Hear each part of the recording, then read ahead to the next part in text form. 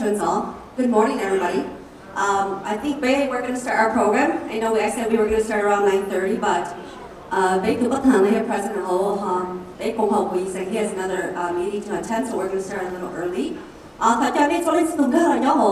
New auditorium workshop and the silence of domestic violence, and be a part of the solution. And you guys can move forward up here too.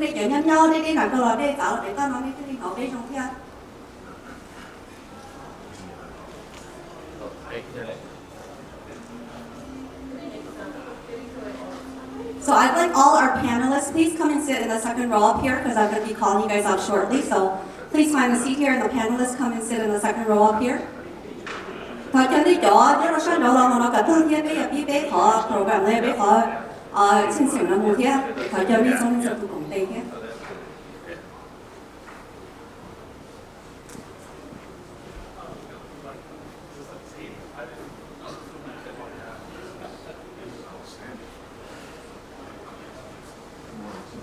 So if you're panelists today for our domestic violence workshop today, we asked to sit in the second row up here in the front.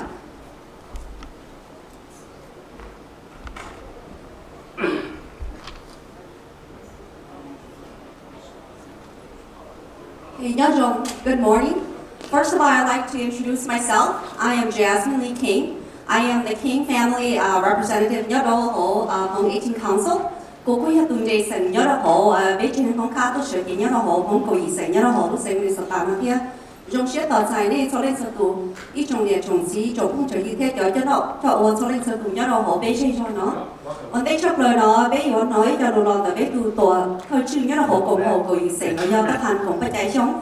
first of all, we're going to have some welcoming remarks from our president of Hmong 18 Council, which is President Paul H18C. Please help me welcome Paul H18C. He is the president of Hmong 18 Council.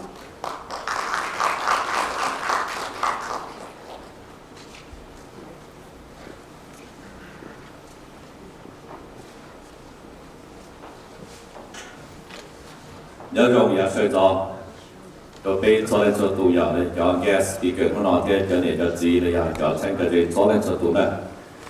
morning, everyone.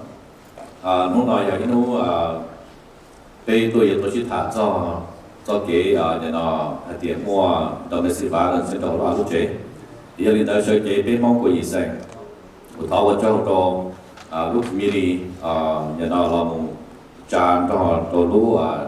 domestic violence not here who are the co-sponsor who told us she could they law or event or workshop Poto Bay community Yenvi idea Yat Ho Bay losing is so that Neng Xiong no H18C no he bought the one dollar that man we have taken it see those they are a lot of ya被包ซื้在呀那边để là xin trả xin chè xin tàu và bắt chè cho nó cho cái chuyện bao thế cho nó chọn tàu để trong xe rồi là theo vợ chồng rồi cái speakers và nên chuyện mình lúc chạy lúc nhau tua còn theo tua khi này lúc là bị chú ý bố đầu bê nó trong bê sản xuất là thì ông ấy có mọi cái khó trong cái sự phá là sẽ hay lò sao họ phải sửa đổi trả theo lò khó để trả cả bê mong là chuyện bê mong chứ là lúc khi thì nó cái nó trong thì vợ chồng nên số lại số tụng là thank you. Thank you, President Paul Xiong, who is the President of Hmong 18 Council. thông的过程当中，不但同不在，我个整了ที่被录工程中能了要被录 workshop 上的 and the silence of domestic violence here. จนจีมุตังได้เรา被有น้อยก็รู้ต่อใจแล้วเราเดี๋ยวไปทุนใจสั่งยาใจสั่งเชิงบ้าบุดูกุยทุนใจสั่งเราตัวลูกกองหอ Family Development Committee ยอดเราไปกองหอกุยสั่งtheo nữ committee กุยลูก committee จีจ้าลูกกองเชิงรุ่นน้องให้trong the domestic violence 要令到台呢ทั่ว國我哋ต่อใจ Council เชิงบ้าบุ Next we'll be hearing some opening remarks from Council เชิงบ้าบุ He is the chair of the Family Development Committee in Hmong 18 Council, so please help me welcome Councilor Ching Babu.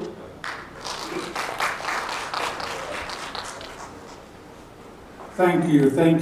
I'm really glad that despite your busy schedule, you all made an effort to come to this workshop.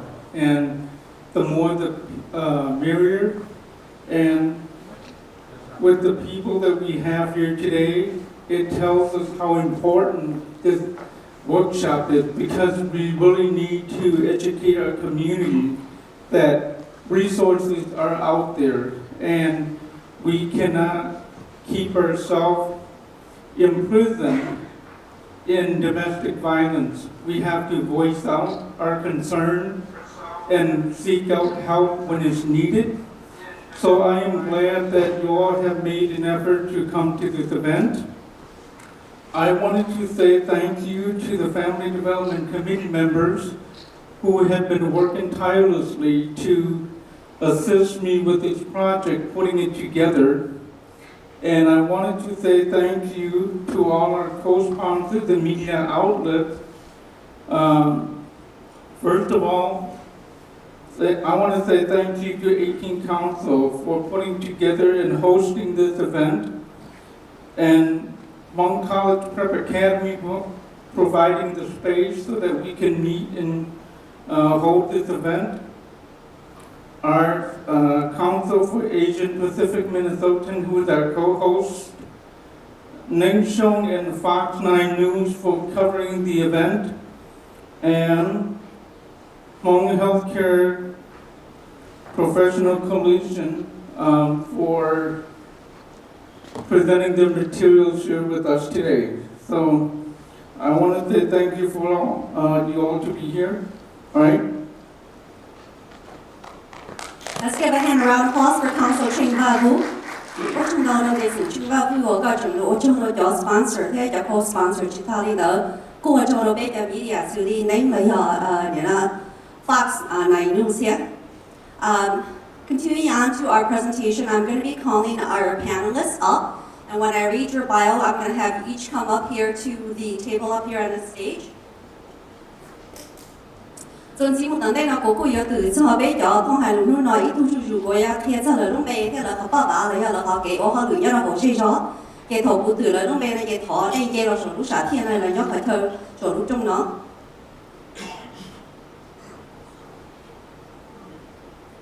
First panelist is Amy Patsy, investigator.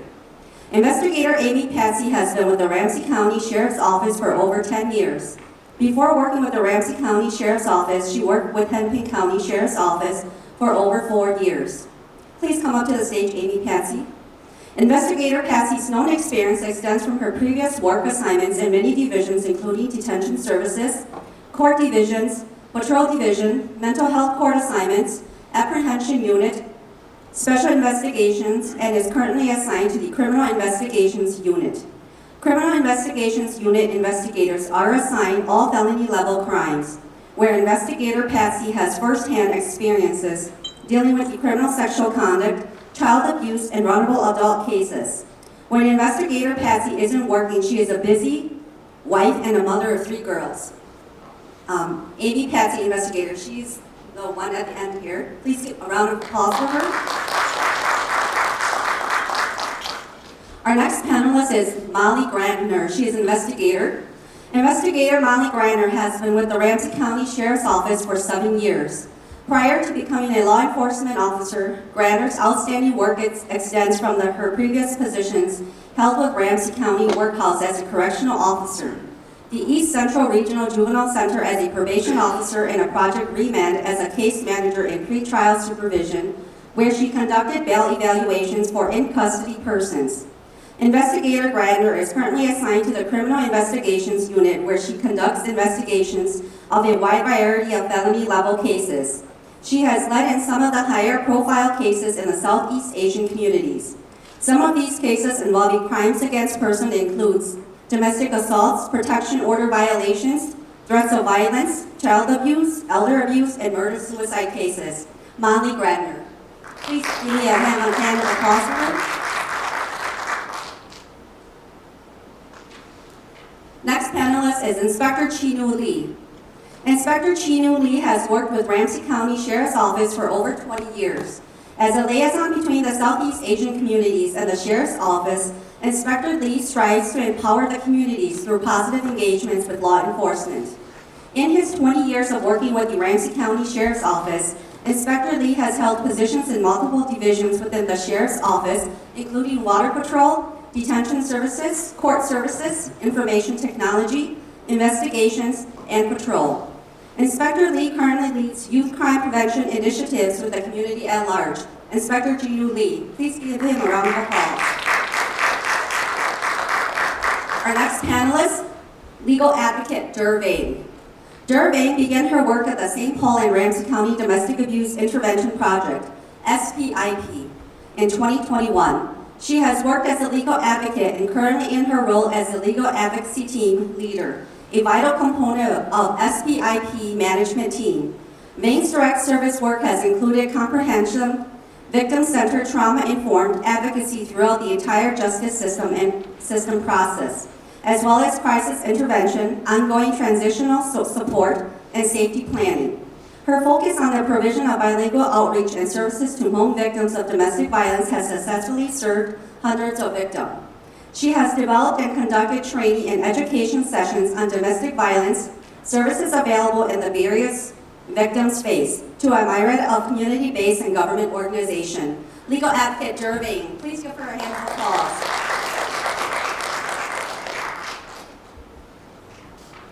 Our next panelist, Attorney Fu Vu. Attorney Fu Vu received his Juris Doctor degree from William Mitchell College of Law in 1996.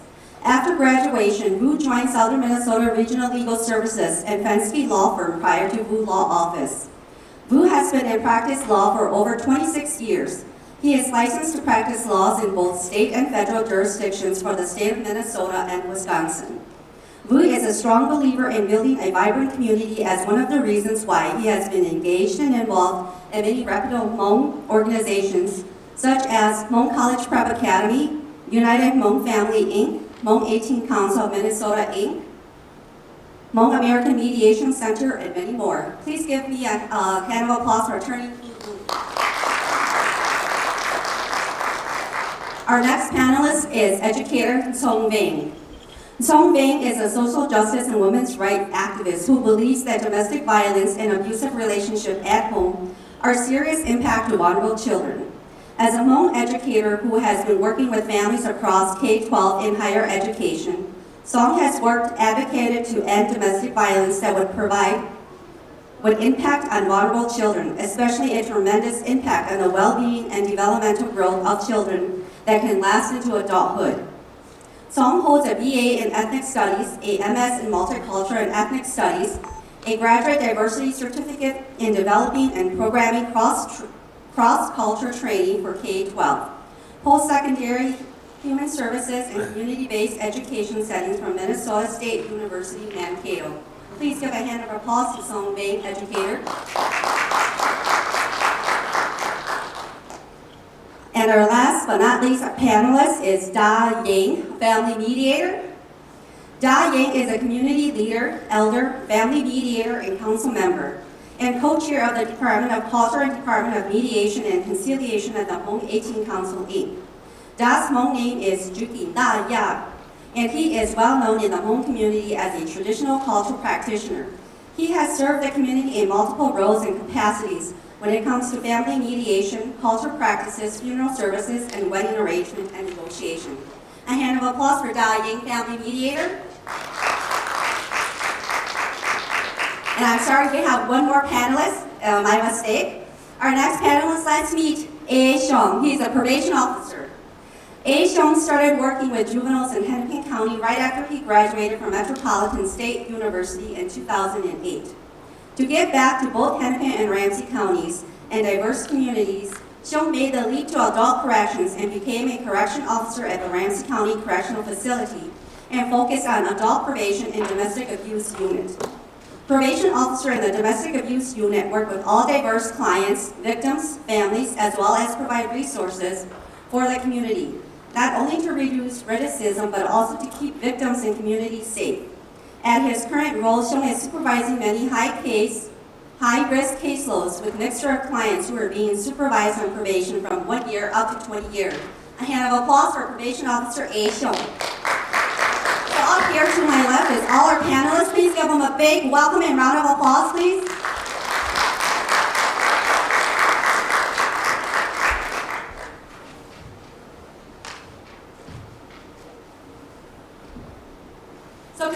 next into our workshop here, I have a series of questions that I will be asking the panelists. I don't have any specific questions directed to any specific panelist, but whoever can answer the question, please just go ahead and speak out or reach out or any resource that you have to the question. So I'm going to be asking the questions in both Hmong and English. And after the questions are directed to the panelists, we'll have a Q&A session for our audiences. So first of all, I'm going to start with our first question to our panelists. In your current work or profession, what types or kinds of domestic violence have you come across and how prevalent are each of them in your professional experience? Can you also speak about the demographics of these cases as well? Age, gender, education level, English proficiency.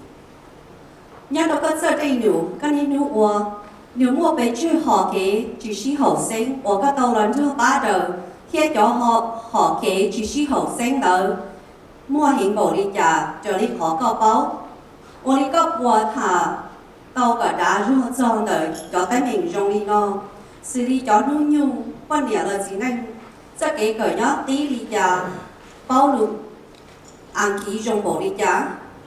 So can one of the panelists answer this question?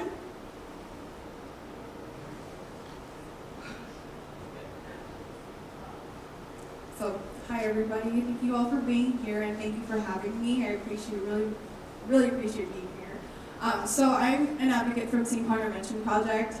So in our agency, unfortunately, we only serve intimate partner violence as well as mothers and fathers ages 60 and up who are being abused by their children or their adult children. And so, so in my experience, that's the kind of work that I come across and the kind of cases that I work with. And I work specifically with Hmong speaking clients, with a Hmong speaking advocate as well. So demographics, there's 72% of our clients are indigenous people of color, refugees or immigrants. Majority of our clients are between the ages of 22 and 46, and over 30% of them are 24 years of age or younger, and majority of victims have dependent children, with 64% of those having 1 or 2 children, 32% of those 2 or 4 children, with 6% of those with 5 or more. 96% of them identify as females, and unfortunately, I know that domestic violence is not just intimate partner or not just man and women, but 4% are identified as males. An estimated 10% were homeless at the time they reached for services, and over 90% were assisted in sustaining their housing. 19% were new immigrants and refugees. 14% have limited English proficiency. 4% have physical and mental ability or disability, and majority were at or below poverty level when attempting to leave their abusive situations.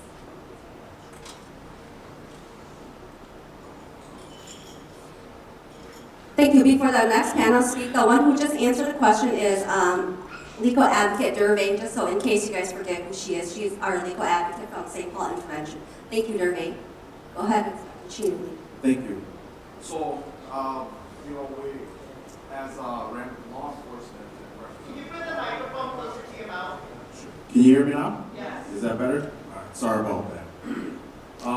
We're, as law enforcement officers, I'm going to bring this back and break it down very simple, just to kind of set the tone and kind of give everyone a perspective. But obviously, each law enforcement agency is different, depending on the jurisdiction or the service in the geographical area that they provide. So, for example, the police department get paid through their city. So, St. Paul Police are identified as police, being paid through the city of St. Paul. Ramsey County obviously provides services through Ramsey County or any city that doesn't have their own jurisdiction or a municipality, such as Arden Hills, Shoreview. We have special contracts for that. And then obviously, you go up to the next level where state, where that's where the state trooper, they provide services throughout the state and so on and so forth. So from the law enforcement side, we provide services or me specifically, from the Ramsey County Sheriff's Office, we provide services throughout Ramsey County. Specifically, we put more attention on our contract cities, which is kind of that outer suburb, the northern part of the kind of the metro area where a lot of cases are coming. But that does not mean that, we don't do any work throughout the county.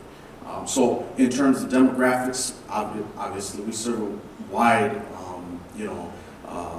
different, we provide services to all the different diversities within the county, and the Hmong community is obviously a large community as part of that. And I'm going to hand out some of my colleagues to kind of talk a little bit in specific about the work in terms of investigation and case studies. Thank you. So as my bio kind of said, I've been an investigator for the last 5 years, primarily focused on crimes against people. So that includes your domestic violence, obviously, which is extremely narrow. It's broad in that domestic violence can look different to any one person, and it's our job in the county to take each case seriously regardless of what the allegation is. So domestic violence to somebody who might be verbal, it could be physical. As long as there is an element of fear in a person, that is enough for the county to get involved, or the sheriff's office to get involved. So it could be as basic as, a threat to hit somebody is domestic violence. It could be an actual act of hitting, domestic violence. It could be a threat to kill somebody, that's domestic violence. So it's a very broad topic that we deal with and that we see, strangulation, child abuse. It's our job to make sure that if we're called either by a victim, a neighbor, a school teacher, whoever it is, that we are investigating it fully. But the problem is we need to know that there is a problem so that we can come and help with that.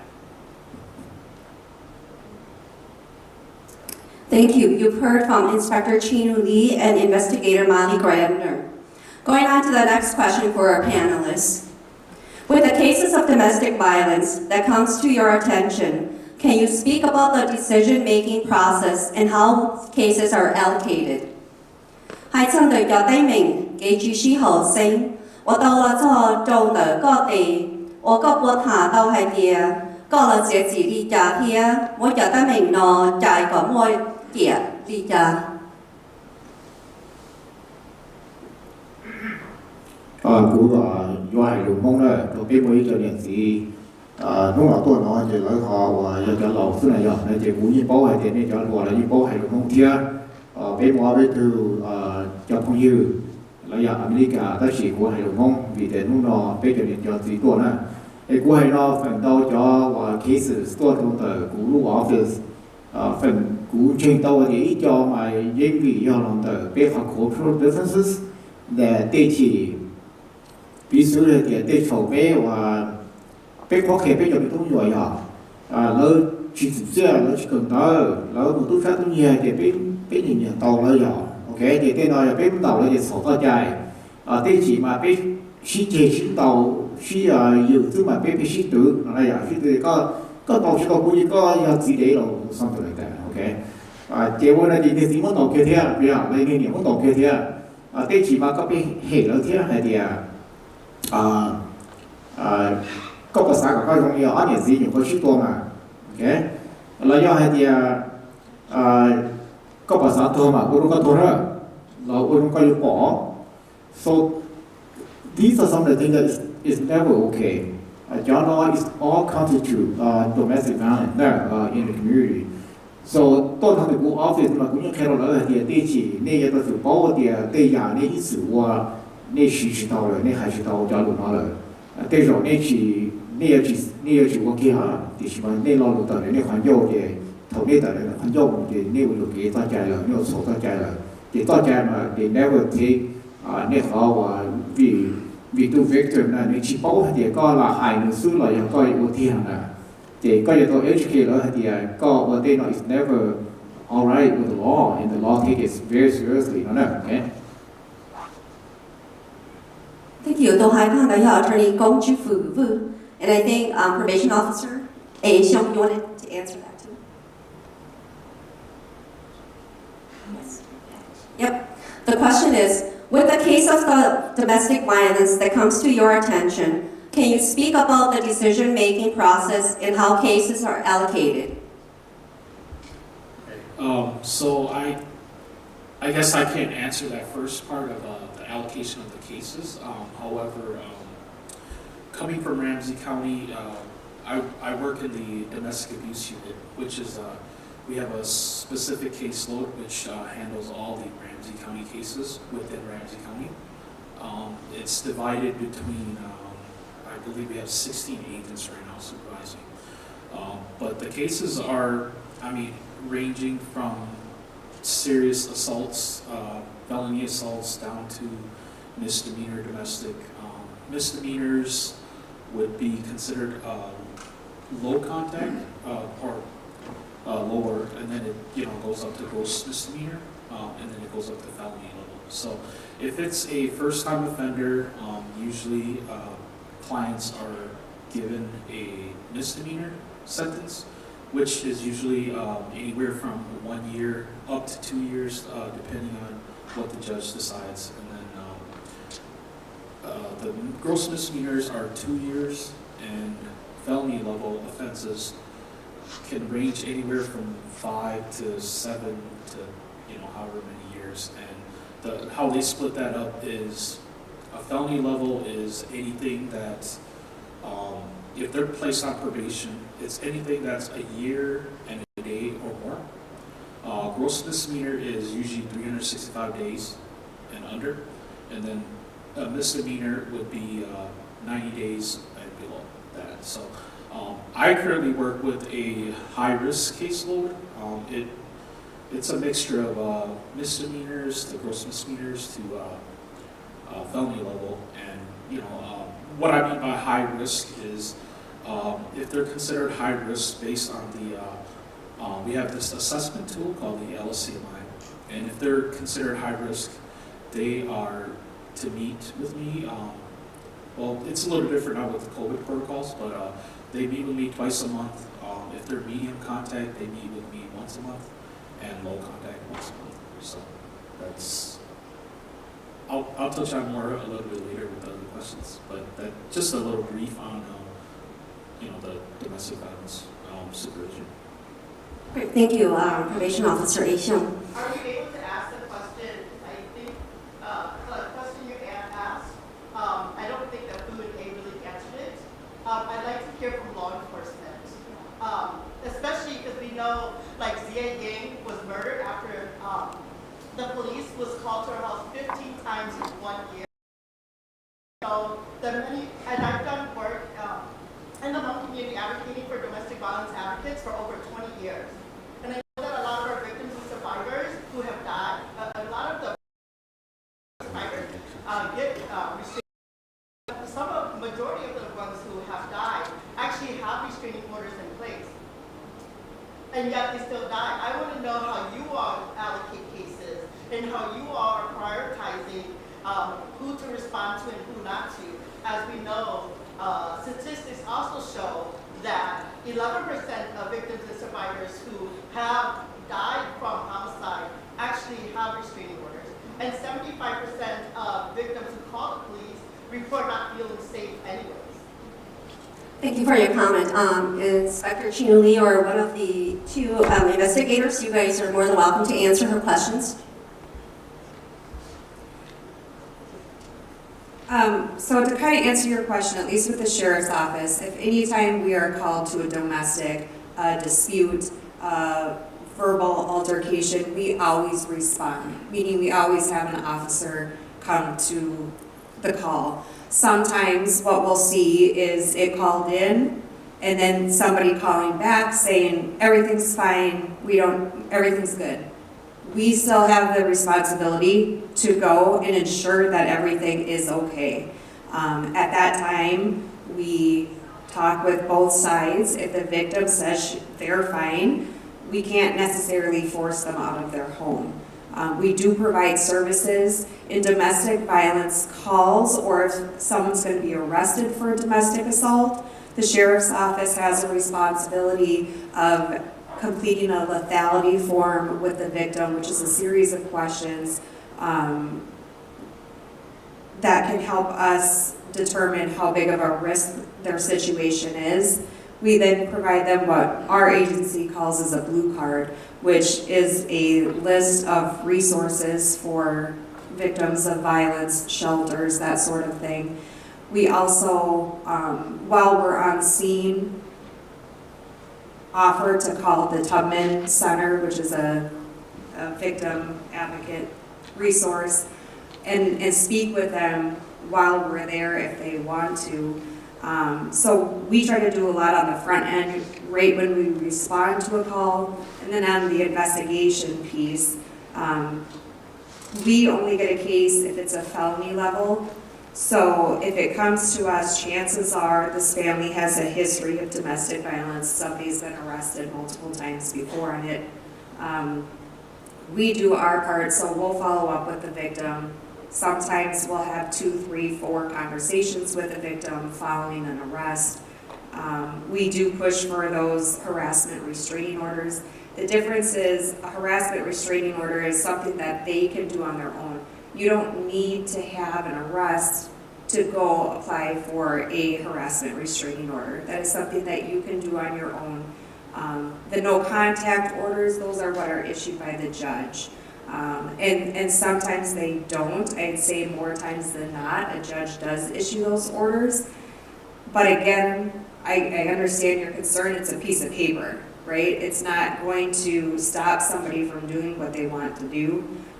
It's just what we can do on our end that, hey, if you do violate this order, we can come back to arrest you based on that. Does that answer your question? That, and I think like my follow-up question is, then how, what we've also seen is, when the police is called, oftentimes, the victim is actually arrested and criminalized for seeking help. Sure, and I've experienced that where both parties are arrested, you know, both give different encounters of what happened. Typically, it's our job as patrol deputies to try to figure out who is the victim and who is the offender. Sometimes it's not crystal clear, so they do have to arrest both. I think that happens very rarely, but it does happen, and then hopefully it gets sorted out. Unfortunately, yes, they might have to spend a night in jail, but hopefully it can get sorted out then when we go to do interviews, get additional information, such as phone records that police officers just can't deal with right there on the scene. But it's our job then to investigate it and look into it a little bit further. Maybe it's follow-up conversations with other people that were there or know of the situation, photos, like I said, text messages, that sort of thing. And then my other question, I want to hear from the Sam side of Hmong community, so maybe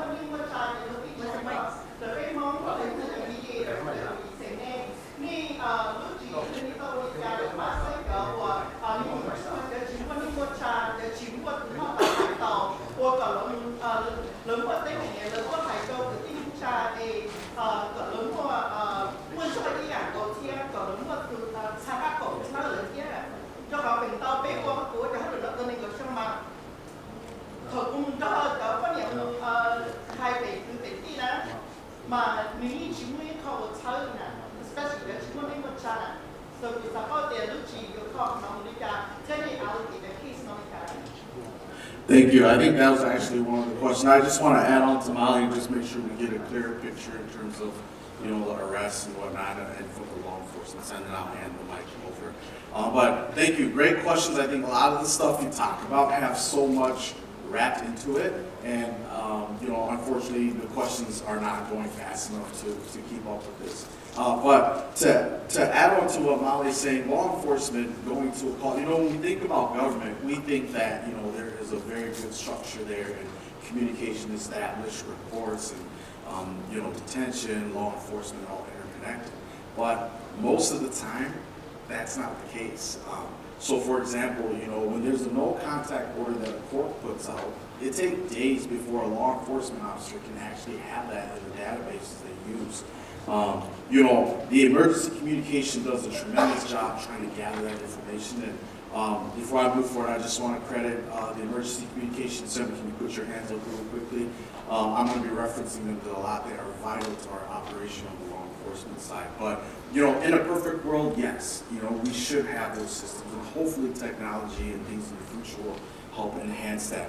But coming back to arresting victims, obviously during an investigation, you got to remember that law enforcement officers are there at a very fresh problem, and they have to be able to dissect it, and it means to stop the imminent or immediate threat, and then proceed to do further investigations on that. So I just want to make sure that picture's there. But great questions. Thank you very much. I love the provoking questions, and hopefully we'll move the questions quick enough to kind of fill in.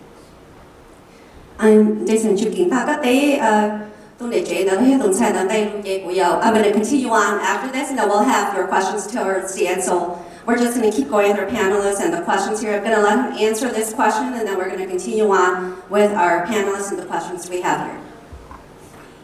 Okay, 我找个照片弄，我要带回来路那手机然后个医生，我是他到这里忙，要中年中集中到了叫我，来要都做成要到话到这，来要被人才，这个都我要都得去喏。เขาเก๋เป็นคนตั้งเหมือนนอเขากุยสังเป็นคนเจ้าเก๋ป้ายอให้เดียก็มาตั้งเหมือนเจ้าให้เดียก็ชิมวันเนี่ยมันจี我老呢都จีแค่中个เนี่ยจีเจ้าเก๋只是好生ไอ้ยันนี้係我哋講嘢就只係เรารู้ตู้ใจตุนชายในตัวเราเขากุยสังเป็นคนเราเนี่ยคอก่อนยานคนร่าเขาที่อี因为被啥个做给那了后生到那种个日子，贴去莫做给工作了，要莫做给种的也大，我必须来到莫了。好的哦，还做的，ก็每月读菜，每月一日，每月子，每月做係，來呢多被鬼神要班呢，被完全沒講每月到呢做警察，好的被還做的給新導師多。那一种个日子只是好生了，冇做好有新导师多了，他呢多到个医生，比如我做几間政府度呢多，比如我呢考個呢後生，到有個嘅可以要住後生了，比如我呢車，呢年個採住我對等民眾呢頭也單咯，嗰啲比做嘅後生咯，要比對肉。bên đông quốc gia mà tôi nghĩ cho gì lấy mua cho cái mua mừng mỏ đồ tụ rồi là để nó sai tuần sai tiền như gì ta chỉ nhau để thấy nó hậu bên của医生bên cho đây nó do là chỉ khó cho tay mình nó bên có sai này trong cái liệt chỉ cho cái trong ý dạng đồ bên có khó quản gia luôn ra chỉ nhau hay để coi theo tụi dân rồi coi dân coi theo tụi sư rồi rồi coi sư cũng sai thảo vô hồn nó đồ trồng không số tụi na do để đi mua tay mình thọ chọn thì cho cái tên mình trongนี้trong cái địa chỉตัวnhau của医生被有的呢的tên mình cũng有一ตัว mediation ที่จะ culture 那个好cũng đỡ lên đầu trong đó là cho tên mình nó chỉ biết một đời biết một trò này cái này sau một tên mình cũng cho đủ để thả về lại nó sẽ một trâu rồi họ phiền là chỉ trâu nó có họ mà nông gì một trâu này. Thank you to Council Da Ying for answering that question. Continuing on to our questions on the panel for our panelists. Question 3 is, when working with Hmong families, what type of resources have you used or are aware of to help families across immediate care?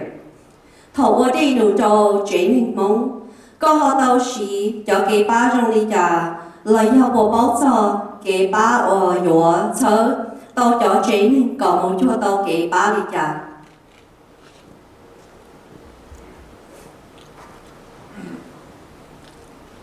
Ở chỗ này là, ví dụ hai cái lục mông nông nào tôi sử dụng ở trên nền mông, cái sai thì này cho tôi đó nó này có bao đủ mấy cái dùng là, ta chỉ để rồi, ta mà cho tao qua tao chế tao biết trồng gì cho gì, 我要俾我得明要浪得咗落路，你俾就只送大家就個意送，一頭冇到只就 chỉ dùng cho các mình đồ cho lầu chỉ thì nói chỉ cho lầu tới là cho chỉ mua cái bao đủ mì cả thì nhua thì quý vị hay có đủ mong thế nào có sao thì cho tới mình nó yếu mua trong đời trên mong ta chỉ ý của xã có nên giá muốn chỉ nên thu dùng nhiều trong gì yếu mua trong nên trong cái gì là nên muốn chỉ tu nhiều gì ở yếu tu cho và ta nói yếu cũng chữ thứ hai là đây chỗ con nhiều có gì là yếu hư hệ có con trai sức ta chỉ có muốn chỉ tu cho nữa thì tu cho yếu đời có cho tới mình yếu thiệt kiến chân trên đó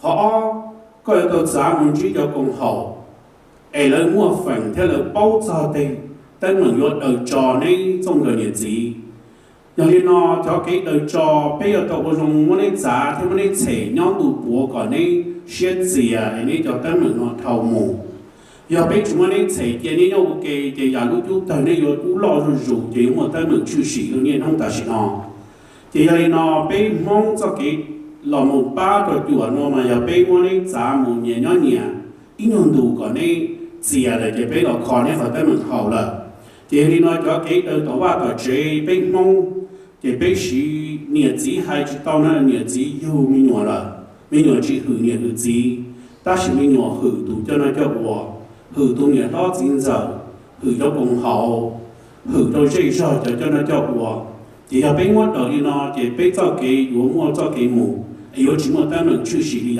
đầu trở lý nhiệt nông ta chỉ nó cụ đầu 我 theo hậu có ý sản đầu 我 cụ thảo bây giờ nó ở trong này I think maybe Derving, you might have some resources for number 3 too. Maybe you want to share the resources to the community. Yeah, so a lot of the work that I do, we work, so St. Paul Intervention Project, we serve, unfortunately, only St. Paul, Ramsey County. And so we work with the St. Paul Police Department. And so a lot of the things that we do, basically a lot of our cases that we receive come from the police department themselves because we work closely with the Family Violence Unit. The first thing we do when we receive a case, when we get either a crisis call or we get the police call in, the first thing we want to do is outreach to the victim to provide support. Is it either emotional support, safety planning if needed, if there's any for example, addressing safety needs like shelter, any financial needs, things like that. And if they're interested in, basically talking about transitioning out of their situation, we could talk further about it. And then so at St. Paul Intervention, we have about, I want to say 9 legal advocates that are fully trained in assisting with the criminal side of domestic violence as well as the civil side as well too. So we assist with restraining orders, and we have what's also called, I'm not sure everybody's aware, but Bridges to Safety, which is located down at the Ramsey County Courthouse, in which victims can go and schedule an appointment to meet with an advocate for 2 hours so they can help go through paperwork if needed, or even if it's just to crisis in general, needing resources, needing some sort of direction. That's what Bridges to Safety is for. We have a 24-hour crisis line, and we also have, like I mentioned, we work with the St. Paul Police Department. We also have what's called the DV car, which is when one of our advocates from our office goes out with the sergeant, and she goes out on the cases that are more high lethality, like cases that were just in the night before or the morning before. She came into work and she'd go out to go visit the victim if possible if the suspect is in jail. Or if the suspect's not in jail, trying to attempt to visit the victim, just putting in safety measures in place and meeting them where they're at, and just basically letting them make their own decision on what they feel like they need in that moment and going from there. And then for me specifically, since I'm the only Hmong speaking advocate at my agency, I try my best to connect my clients to other agencies that can benefit from them or benefit them as well, like shelters that have specifically Hmong speaking advocates, agencies that have specifically Hmong speaking advocates, that if there's something I can't assist them with in that moment, they know that there's other resources out there that they can reach out to when I'm not there. So. Okay, thank you. And I just want to let the audience know and the community know that we do have some tables out in the front where there's some brochures with resources and support out there. So after our Q&A here or our panelists here, you guys are more than welcome to go out to the tables and bring any of those brochures with you home for you to hand out to your families, your peers, anybody who is in need of help that is afraid or scared to come forward to get that sort of resources. So continue on to our next question. There are court-ordered classes such as anger management and domestic violence prevention where perpetrators may be mandated to take after a hearing. In your personal and professional opinion, how effective are these workshops or classes in improving the livelihood of those perpetrators and families involved? 故我一个卡个，我最害怕到此个。老母个是呢个主机器，给冇到听啲睇个主草末嘅主持后生，我有最能有到母个大家节制，这里个do我个做嘅啥呢？查个呢，好把到用冇呢家，嚟要查个呢，保姆有一次，可到有最能呢，系呀，是后生。I can answer that. So whenever court order, after the hearing, there's always a probation officer that monitor you like a hawk, okay? And the anger management and domestic violence prevention program, they sent you to a counselor. And the counselor, they're trained to identify the perpetrators to see how they can help that person. And they have set of criteria. And they will identify you, whether or not you will do the same thing over and over again, or maybe this is the first time you learn your lesson. 要投了这次bỏ了投告不了叫 counselor นะแล้วยิ่งปอแล้วยิ่งเป้าให้เด็กก็ยิ่งต้องทำยาเลยมื่อจอเจ投告我取消了แล้วให้ได้เจthe probation violation ก็ the probation officer ยิ่งเป้าอ่ะเที่ยวยิ่งปอนะสอบถูกแล้ววันนั้นที่ก็ว่าก็ใช่นะอย่าตัวนี้แล้ววันนี้ใช่เดียร์จ่ายเนี่ยย่อเขาว่าโคตรโอ้เดี๋ยวนั้นเตะนะเขา probation นั่นเตะอ่ะeach time ก็ถ้าเทียบกันหนึ่งกู้ด้วยก็อย่าง probation violation แล้วเขาก็ตรวจต่อสารนะเดี๋ยวจะให้เรายิ่งใช้เดี๋ยวยิ่งเกิดต่อเท่านั้นเราเรียกว่า experience นะ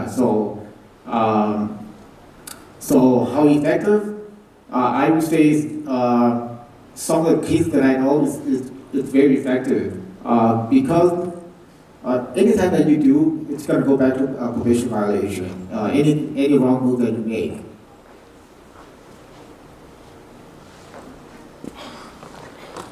I can speak to that. I'm going to be very honest because I work with the criminal side with victims as well too. I think it really depends on who the person is. Like he mentioned as well too that if it's like a first time offense and it's only one time only, they won't do it ever again. That's a miracle. But then there are cases that I've seen where victims have been abused for many, many years in which their abusers have very extensive criminal history in which they're continuing to abuse no matter what, and they're going through all these systems and all these programs and everything, and it seems that these things are not helping. So in my opinion, I would say, honestly speaking, it really depends on the person, who the person is, and whether or not they're willing to abide by it.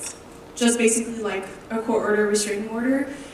For a lot of the victims I hear from, and I'm speaking from my experience working with Hmong victims and our Hmong participants, a lot of them say that their abusers tell them, it's just a piece of paper. I could just shoot that piece of paper, And so, just basically kind of the same concept. It just depends on who it is.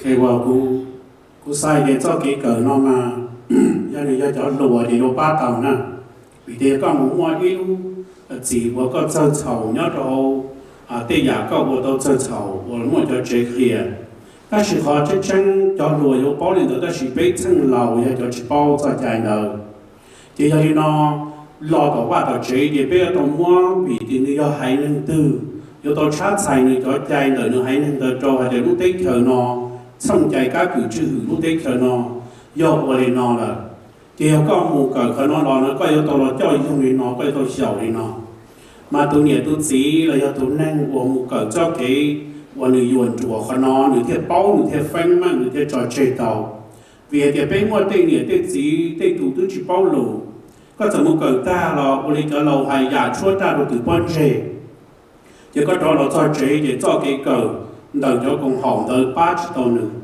เขาถึงเจ้าชาไปยนเทียหนึ่งให้นั่งเทียหนึ่งจอเกเดินรอชาใส่ตัวหนึ่งเจอลีลูกเต้เขียวเราจอใหญ่ไอ้ใครนั่งเดินเทียหนึ่งจอเกเกิดเราเที่ยวป้าตัวหนึ่งhọ học biết chính trị đi đâu, chỉ biết trên một cờ xứ trên một cờ ta là những cờ chỉ tàu, trên là cho được bảo được tụ kinh chỉ tàu một chỗ cho cái trời dùng, trở nên được xong chạy chưa hử nử. Ai cũng lo được bữa sáng của hồ đoài để do biết cờ có tư biết của cho cùng hậu là lo. Bây giờ tàu mua được hải năng tôi sát xảy cho tân năng trong người đẹp. Bây giờ lúc tích thở mà như phèn, ta chỉ lúc tích thở nó chỉ trong nên thở nó chỉ cho cái cờ nó theo ba tàu nữ sư của trời.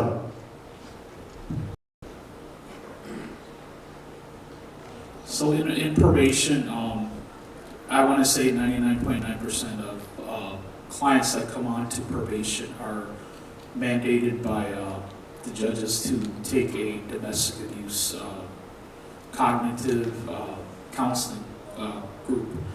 And you know, just in my experience in probation, the programming is like anything, whether it be chemical dependency treatment or domestic abuse counseling. I've seen it be as effective as what Dirk touched on as the client. It's almost like a change of lifestyle. I mean, if you're with your life partner and you know you're a certain way, it's going to be really hard to change. But you know, the group in itself is not meant to rehabilitate a person, an individual, especially if they have been that way for their whole lives. However, you know, it's mandated down by the courts, not just, you know, to prove that they're doing well on probation, but it's to educate the client on a different way of thinking, not only to not reoffend, but also to have a successful relationship with their life partners. So I've seen, you know, guys that come in and they tell me exactly what I want to hear, and they go out and reoffend. And then I see guys that come onto probation and they're I don't want to say scared, but they complete the course, they realize what they did was wrong, they hold themselves accountable, they're receptive, and I never see them again in probation. So it's, I don't want to say crapshoot, but it's 50-50 on the client, and you know, probation, at least on, excuse me, at least on the probation side, we're not just checking off boxes. We're working with them outside of just the programming, because I've seen clients go to treatment 10 plus times, and the moment they're out after 28 days, they go back to the same environment and they do the same thing. So to answer the question, it can be effective if the client wants to incorporate it into their lives. Thank you. The next question, you'll probably be able to answer it too. When perpetrators take these classes, how long does these classes take? And upon completion of these classes, do the perpetrators have any contact or follow up with their progress and see how they are improving with their relationships? Thầu giáo chính mù cờ cha nó lờ, như xí hờn đầy bộ đi cha. Thế thầu cờ tía cho cha nó, bố mua lên từ thầu bá trâu chính nó, hãy xong tờ lỡ cho cái lòng ô rong thía lỡ cho cái hồ sinh, bố giống mua rong chú chú. So these courses, they range anywhere from 18 weeks to around 24 weeks. As far as follow-up, we in probation, we if we have a caseload of 30, then really it's a caseload of 60, because we're working with the client and we're working with the victims.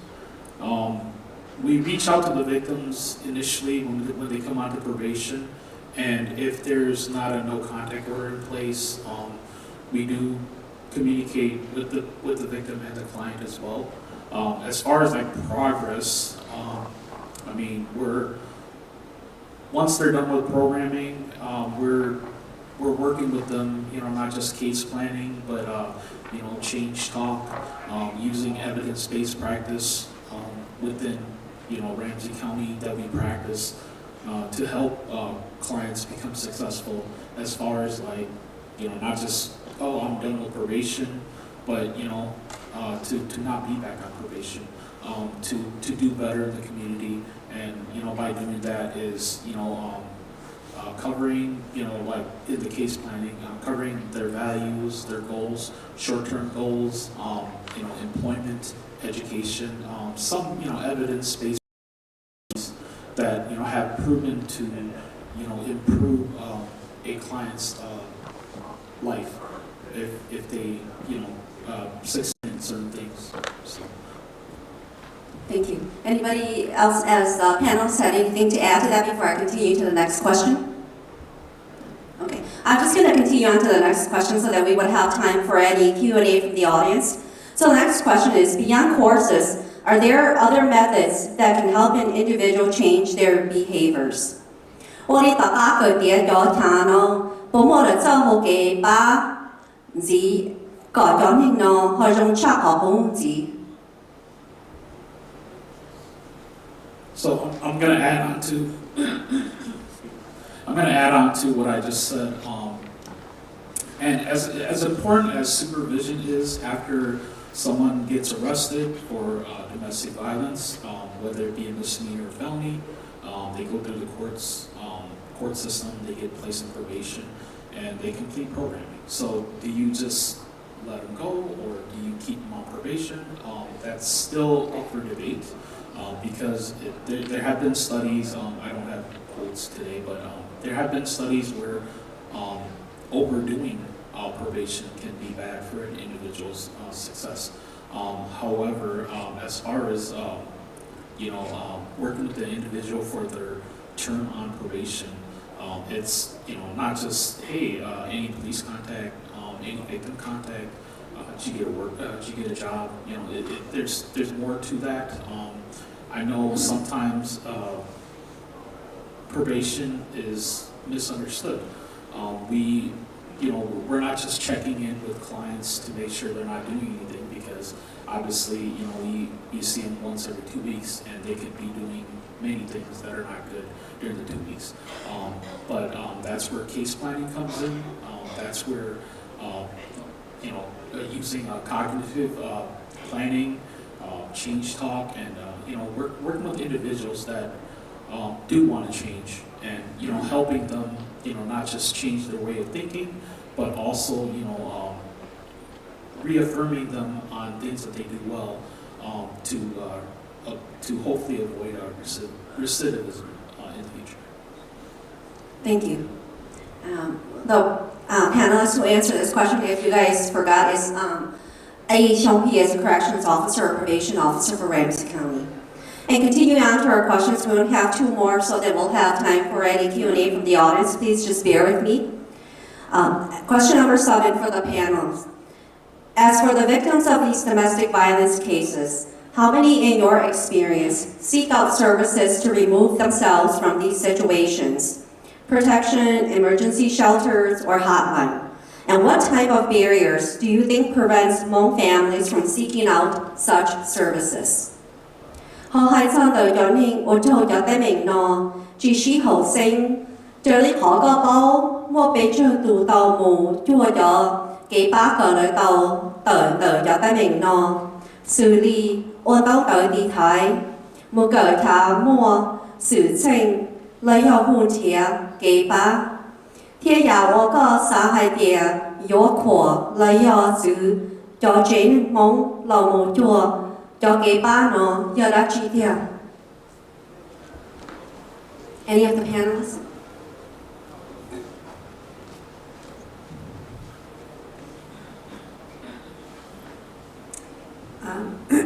So working with victims, typically I try to get in contact with them if the offender is still in custody to try to have that one-on-one conversation with them.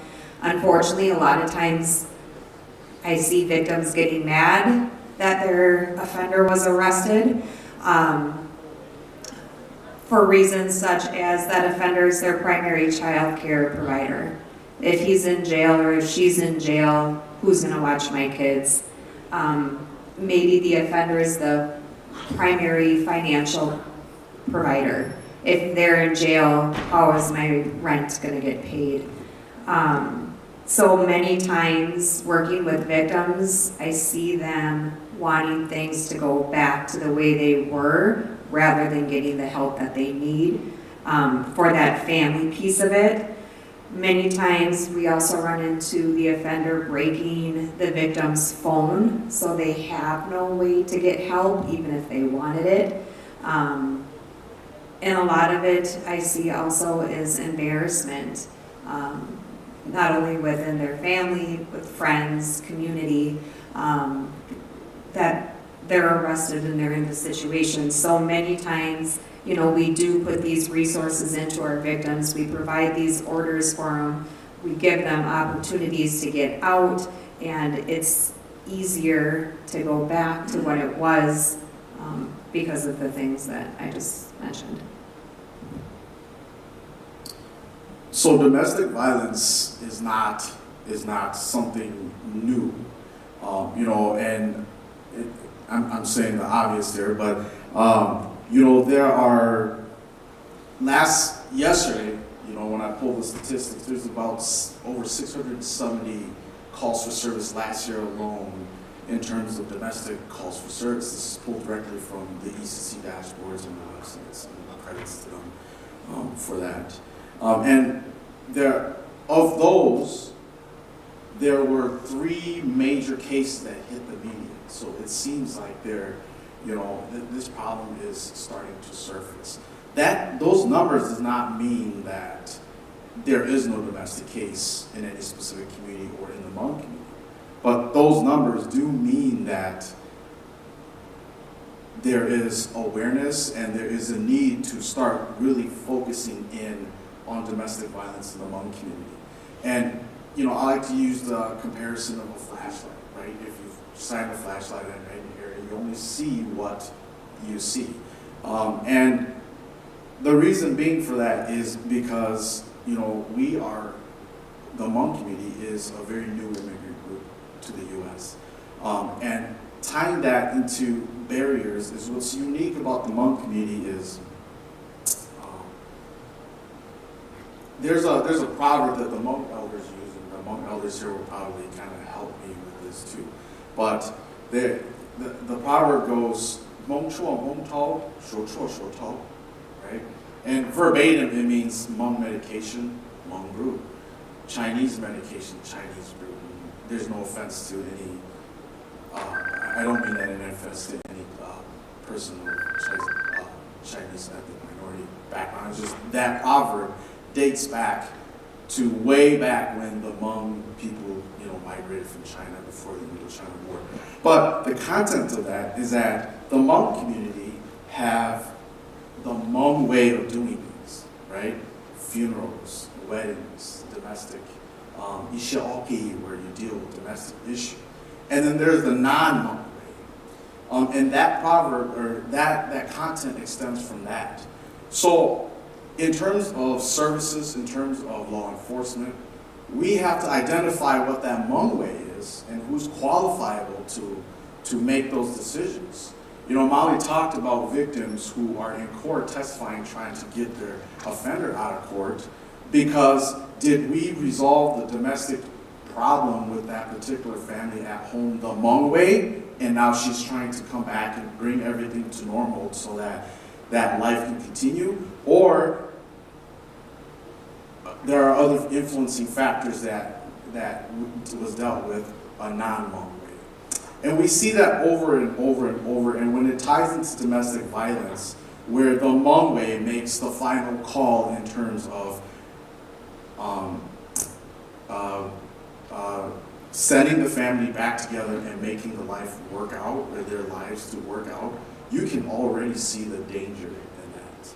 And so I want to tie this all together, and from the law enforcement perspective, and what I see is who is qualifiable to design that Hmong way, and what is it, so that professionals, so that nonprofit organizations, so that the community, so that us as Hmong people can come together and really work off of that, and maybe, just maybe, we can start developing best practices or rules and regulations, which can develop into policies, and legislations can be moved to cater to the Hmong people and the Hmong way. So, it's not, I can't put my finger on any particular person or entity or group and blame and say, it's because of the Hmong community, it's because of them, and they need to change the Hmong way, or I cannot blame the family, or I cannot blame, any identity. It's everybody's fault, and it's everybody's responsibility, but how do we bridge that gap, right? How do we make that Hmong way become official? And I think that's where we start. And that start is here today. And I see a lot of important people. I see law enforcement officers in the audience. I see leaders from the Hmong community. I see professionals who can really make a lot of changes in the community. And this is where it starts. And I think these are just starting to surface, as the statistics are showing, that we're just barely starting to scratch the surface of domestic violence in the Hmong community. But unfortunately, lives are being lost, and tragic events are taking place in the meanwhile while we're doing that. So trying to tie everything together and answer the questions of barriers, that's all. So, if anything, for me, I work with a fair different types of victims. There's the victims who want everything possible to be done about it. Like, they want them arrested, they want them gone, they want them out of their life completely. And then there's the ones who, want to go about how to remove a restraining order. It breaks my heart every single time I have to help a victim dismiss a restraining order, because I don't know what could possibly happen next. And who knows, I might see them again in a few months, which is something I don't want to have to experience or have to expect them to come back. And so we serve annually about 1,000 Hmong participants every year and their children.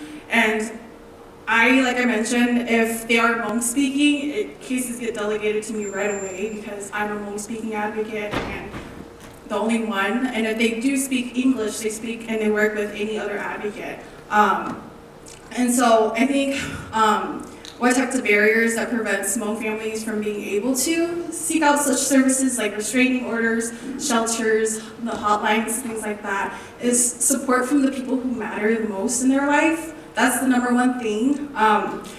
Just because, as he mentioned before too, there are cases in which there's a domestic incident that happened, and then the victim goes and figures it out with the family members and comes back and tries to undo the criminal system part by herself, by trying to support the abuser. But I always say, and it breaks my heart too, because there was a case that I had recently where it was really a lethality case, but the victim was like, it's my fault. It's my fault. I could have did something else. But I was like, no, it's not your fault, because the person could have chose to not pick up that hammer and hurt you. The person could have chose to not punch you in the face. The person could have chose to walk away and not do any of the things that they did to you, because they didn't think about you in that moment. They didn't care about you in that moment.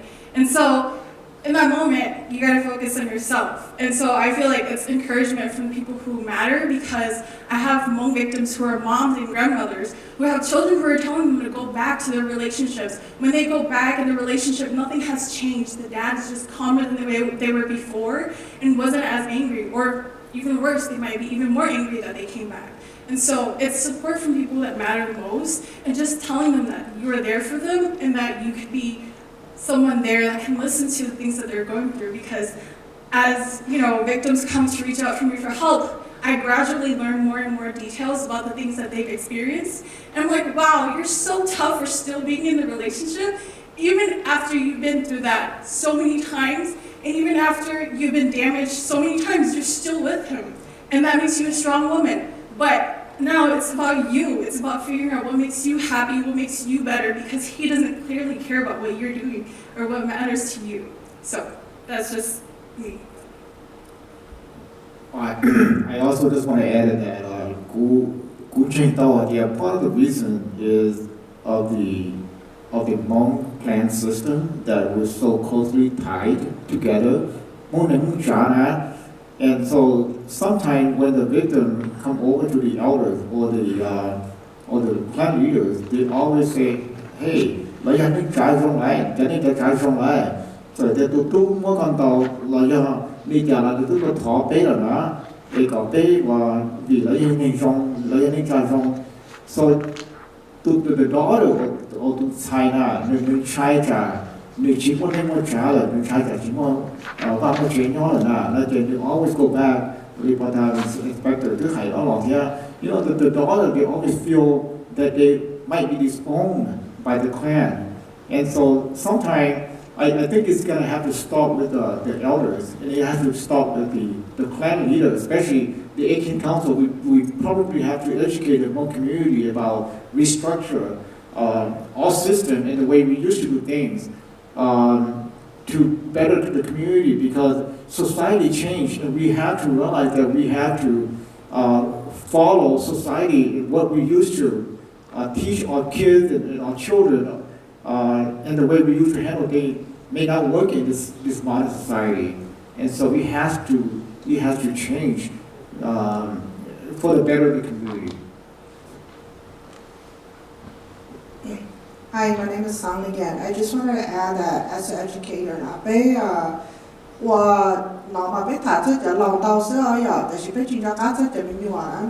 so domestic violence. Domestic violence involves so many things. They involve unhealthy behavior, they involve verbally abuse, they involve emotionally abuse. And so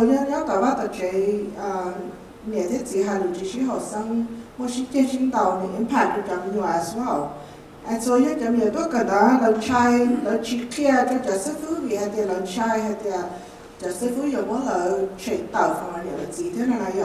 and so là chỉ cả cater cho người gì, cater cho sư phụ tổ chức cái đó, để khi nếu order tụi mình nhỏ cho các nên chỉ dùng nếu order tụi mình nhỏ chỉ bao nhiêu là tụi thả, order mình nhỏ share, order mình chỉ sát tốt cái đó, all that play a factor to child cái đó as grown up, and so their behavior now create a long-term effect for them as they grow up. And when they're in an environment like that, it's okay, my mom and my dad does it. So to carry on into like a future as well. And so something like that we have to really think about, not just the adult, but for Jamaica as well. Because this is a lifelong effect for Jamaica, impacting emotionally and physically as growing up. And so, situation like this, too, instead of she think about because you're long, and they're gonna see that it's okay, you make one too. So it will be a carry-on generation of domestic abuse into the family. So that's something that we have to really think about and make that change. Thank you. So I'm going to continue on to the last question to our panelists, and then we will have about an hour and a half for Q&A from the audience. So if you have any questions, please write it down and get ready to have our panelists answer your questions. So the last question here from our community is, in your opinion, what do you think are gaps the community needs to address to ensure Hmong families are receiving continued support and care when it comes to domestic violence? What do you think are the necessary next steps in addressing domestic violence for the Hmong community? Nhân lợi có cho kế sáng này, các sáng hai địa cho kế tu chùa, và lưu dây cho yếu tàu lòng thua tờ, cho chế nên Hmong, và tàu giải phía sĩ cho kế ba ôn tu dù, thầu là một chùa, cho kế chỉ sĩ hậu sinh, giờ đã chi tiêu. 我哩个上海的岛内呢，可有知道我要家几的铁药了的到家的名，这给只是后生，要着红路热路热。我就 sau là thả bên đó cho họ có ý sinh lúc họ phía bên mày đầu bên cái gì cho gì cho chúng cho nó cho qua là cho tuân xài cho chân tên bị tuân bị nhược cần thâu cú sau là thả họ nó nhớ họ có ý sinh bên trong trái mà ý bị đầu cái này trong cái gì chỉ需要生bây giờ cái này họ tụi cho sĩ thả vấn đề thâu này họ tụi cho là một trong the ở chế nên lo xử lý cho sinh đâu nào cho sinh lớn mà tôi đâu có ý sinh chỉ có biết có ý sinh tôi chỉ tao này trong bao bây giờ xã này một trời thì họ đi cho kiến chờ họ thì của xã hải này nó hải cho đồ xã đi xóa thì cho bây giờ trồng mông cho cho tù bây giờ có chỉ một niệm một gì chỉ một cứ một tí chỉ một tụ cho nó cho qua chỉ có giờ trồng đâu ta chỉ giờ nông nghiệp phải nó họ đó là cho có là thọ tôi đâu có ý sinh bây giờ ba cái họ thì bây hay cho người đi trong cỏ là do cái trong cái nhiệt chỉ是少哎要个打造cái电视个什么年末几什么都叫那叫我八个了thọ多少个医生bây giờ ba cái bây giờ đời cái tên tên mình nó thì mà đi是少了trong cái nhiệt chỉ họ có cái nó của xã ít là cho cái hay cái bên mông vấn đề bây giờ mình tôi bị nhung nên trong cái nhiệt chỉ lùa nên chính cho bây giờ giả sử thế tại nông đảng mà bây tụi mình nhung tới chỉ có một cái ý xong chỉ là lúc năng là cái xã kia bây vì giờ là thua cho cái bây giờ giả sử thế là cái tuần sai này một bỏ ít tuần năng chỉ chia chỉ tuần năng dân chế chỉ tuần năng lúc năng là tuần sai thì cũng thua cũng như thế cũng gì là em cũng kia một cái cũng cho nó cái cho cái sự thế cái tuần sai thì mình nói tới ít tuần năng chỉ chia nên chỉ là thua bây giờ ta chỉ được buồn được lúc năng cho nên nó cũng sáng qua hồ trâu bây giờ tuần sai lúa thế sau bây giờ năng mong nên tôi lúc tết thời nó nên nó là loại từ freedom chỉ nên muốn sai thì lúc tết thời nó nhớ tôi u cá cho lầu thầu u nó thì u lợi của tây giả trong này cho quan niệm tôi cho cái tu sửa chỉ là nó nên sai thì cũng tôi cháu tết thời nó cũng ôi yêu phăng thế bao trọ cả bên mong luôn nên khó tâm mình chưa sĩ của nó na ta sẽ cũng thọ của hồ trâu cho tu cho sai lột lúa giờ này muốn cho tâm mình so chế nên cho cái chữ học sinh này tây tu tây kỳ tây miền tu mình nói chỉ một cái học sinh thọ này tu ở đó có ý sinh bên một chỗ ở đó này đầu bên phía sau cái ba này giờ này người này chỉ tao cho này cho cái cầu thọ này tu ở đó có ý sinh bên mong có ý sinh sao là chỉ khó theo một chỗ cái nó đầu cho bên trên đường mong ai cho lúc nó cũng sáng hóa pha đi nó ai bên cho người cho chỉ cho đồ lúa nên cho chúng hay kia bên tôi lúc đấy thời nó bên bảo tàu bên tụi nâng tụi chú bự cái cho ta sẽ bên bảo chỉ tàu tròn trả thì ngay đại tàu vì bên chỉ nhau mong thì bên muốn chờ thì mong thì là bên cho thâu tàu bên được một chỉ tàu thì cũng khó lúc cũng sáng nó thả đi nó cho tốt cho kỹ cho mình tốt bị nhòa cho tốt xài cần tàu nên nhà nên chỉ tàu nên giá tôi là hậu quả sinh bên ở đó nên còn xe khó nên nhà thế nên chỉ hay có tàu cho nên ai còn nên tới cái cầu sau tuần vừa hỗ trợ tân cầu chúng ta đi nó là cũng thắng của cái lò trâu cho người cho chỉ cho cứ cho tí là biết cho lúa bây tôi nhắm lúc tây thời từ bây giờ tàu cho dùng sự trở lúc tây thời là xong chạy ca cử trừ hử hậu lúc tây thời là giờ có chỉ tàu có giá để cho công hậu là giờ chát xài cho co ai cũng lo đủ sáng có thả cái loại nó vượt trâu nè. Thank you, Council Member Jukindaya. Any of the other panelists want to answer this question?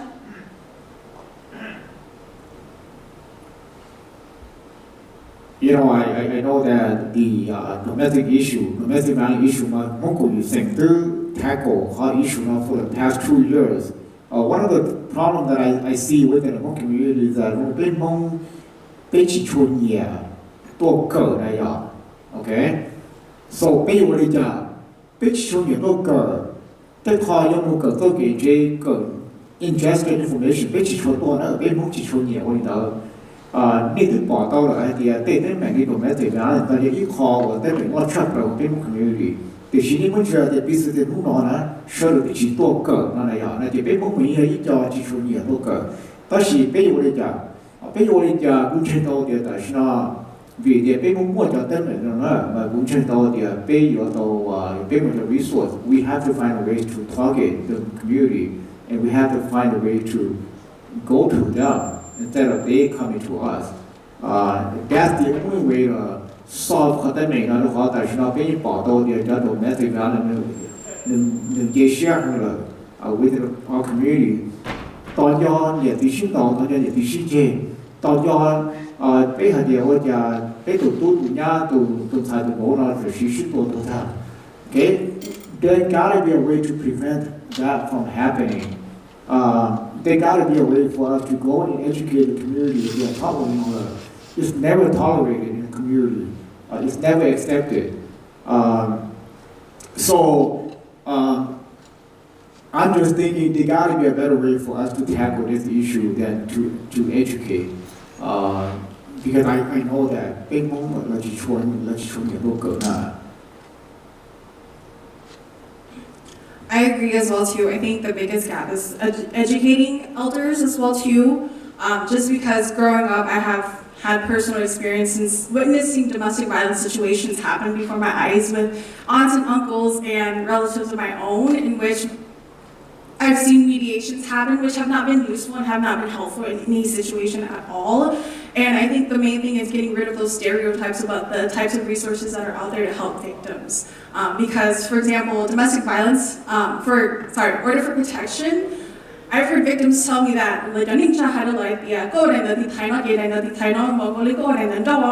and so they consider that if you were to do it, it's a divorce paper, but what do they not know that it's an order for protection that protects the victim for up to 2 years.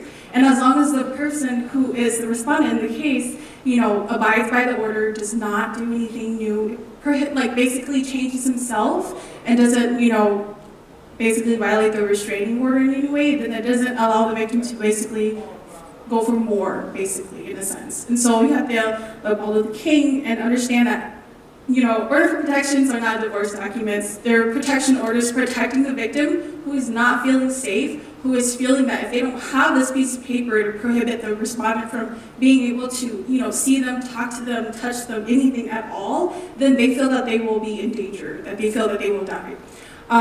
Domestic violence shelters, growing up, all I heard is jingo fa, but that's such a bad terminology because back in the day, jingo fa basically is a woman who leaves her husband. But it's not. It's a domestic violence shelter for victims who are afraid for their safety, who need a safe place to be. They need safety, security. They need even a moment to think and collect their thoughts about what their next steps are. And so I think, if anything, just getting rid of these stereotypes in our community and educating elders about, what these resources are and what our purpose is basically here as a legal advocate. Because I know I've heard people that have been seen as somebody who ruins people's marriages and lives, but really I'm not. I'm here to help people who need help when they need help. Thank you. Sorry, I'm kind of on the microphone a little more than anyone, and my family try to keep it from me during karaoke sessions and whatnot too, so excuse me for that. But, in terms of coming off of the question, the gaps in the community, and I might have to put some of my ECC friends in the spot here. But in terms of building bridges, coming from the law enforcement government side, when there are issues that come up in the community. Last year, there was a very tragic domestic murder-suicide case. And it's very impactful, and it specifically stuck with me. As a matter of fact, one of our investigator, Molly, was the lead on that particular case. But it's especially impactful because children were involved. And because of that, that's one too many cases already. Believe it or not, between then and today, there were many, many murder-suicide cases in between that time span. And so, because of that, law enforcement is reaching out to say, help us, right? Help us Hmong community. Now, who is that, right? Who represents the Hmong community? Is it the leaders? Is it my clan? Is it the 18 clan council? Is it the schools that are doing things with the Hmong community. And so, credits to the Hmong 18 Council because they are there trying to represent that. And there is a lot of work to do in terms of that. As a matter of fact, I was one of the pushing and the influence of trying to make something happen in addressing domestic issue and raising awareness. From the government side, from law enforcement side, when a community does not say or do anything, we're assuming that there is nothing going on. And you hear about other groups, and maybe some of my colleagues can kind of talk about what happens in other communities as well too. But when there's the squeaky wheel gets the grease, right? If we as a community do not speak up, we do not raise awareness, we do not have conversations such as this, then the default assumption is there's really no issues. And so part of building that and that gap requires all the stakeholders, and I strongly believe we have them in the room here. Especially the younger people who are here today, who are still going to college, because you're going to be sitting in our positions. You're going to be replacing us in the future. And how we design that for them is vital to how we as a community come together right now. So the gaps in it requires a stakeholder, and the stakeholders are all of us.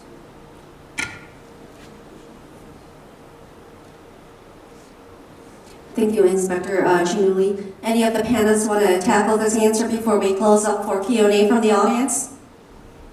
Well, I don't have any answer, but I have a comment. It is most important for us,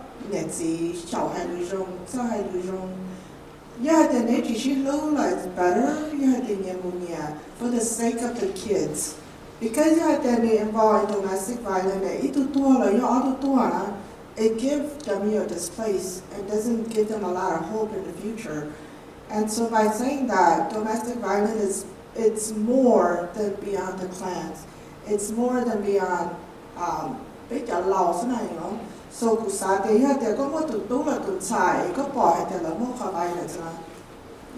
to help them out. Because domestic violence only beyond clan leaders, beyond clan communities. And so you have to do something about it.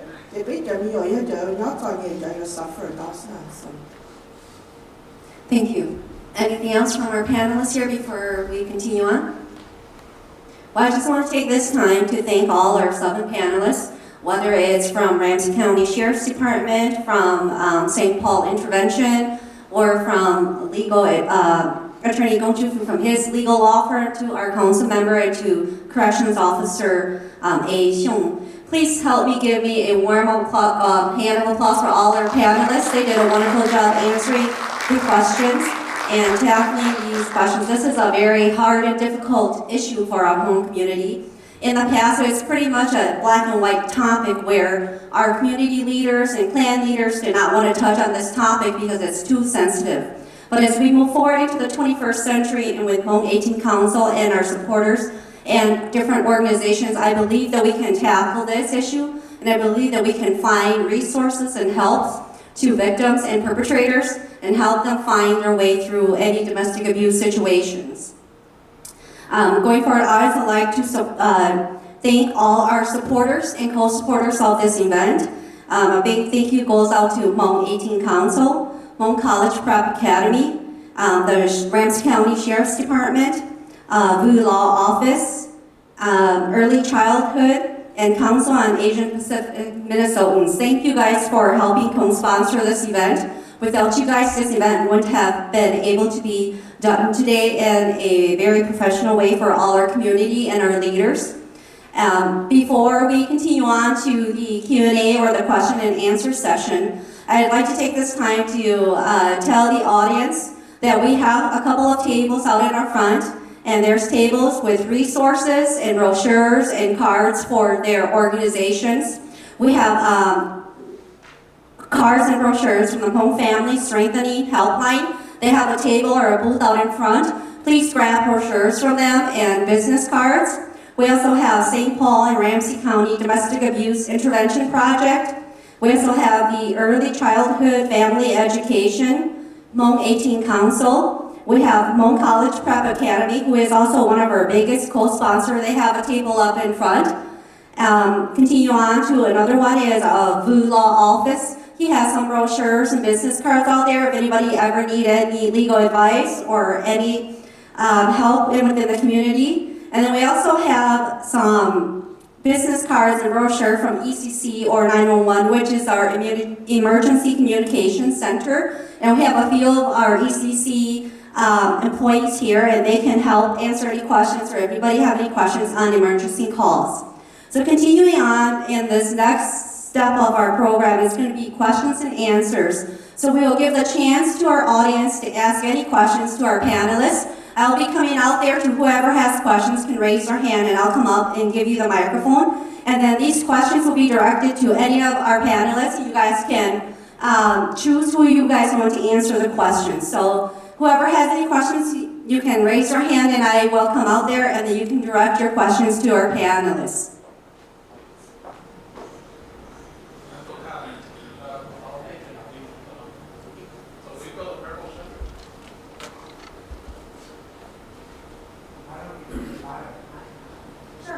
Yeah, why don't you guys come and make a line out here so that would be easier for me. Yeah. So whoever has a question can come down here and then we'll just go according to the line. You guys can use the microphone so our panelists can hear your questions. You can state your name for the record too. Yeah, go question. Yeah, moi itu pania orang tu si, yang mana tua ini tua jangan tak go iseng, yang mana cila pana. Ngay lúc nãy cho Jason chữ kiện tay nha.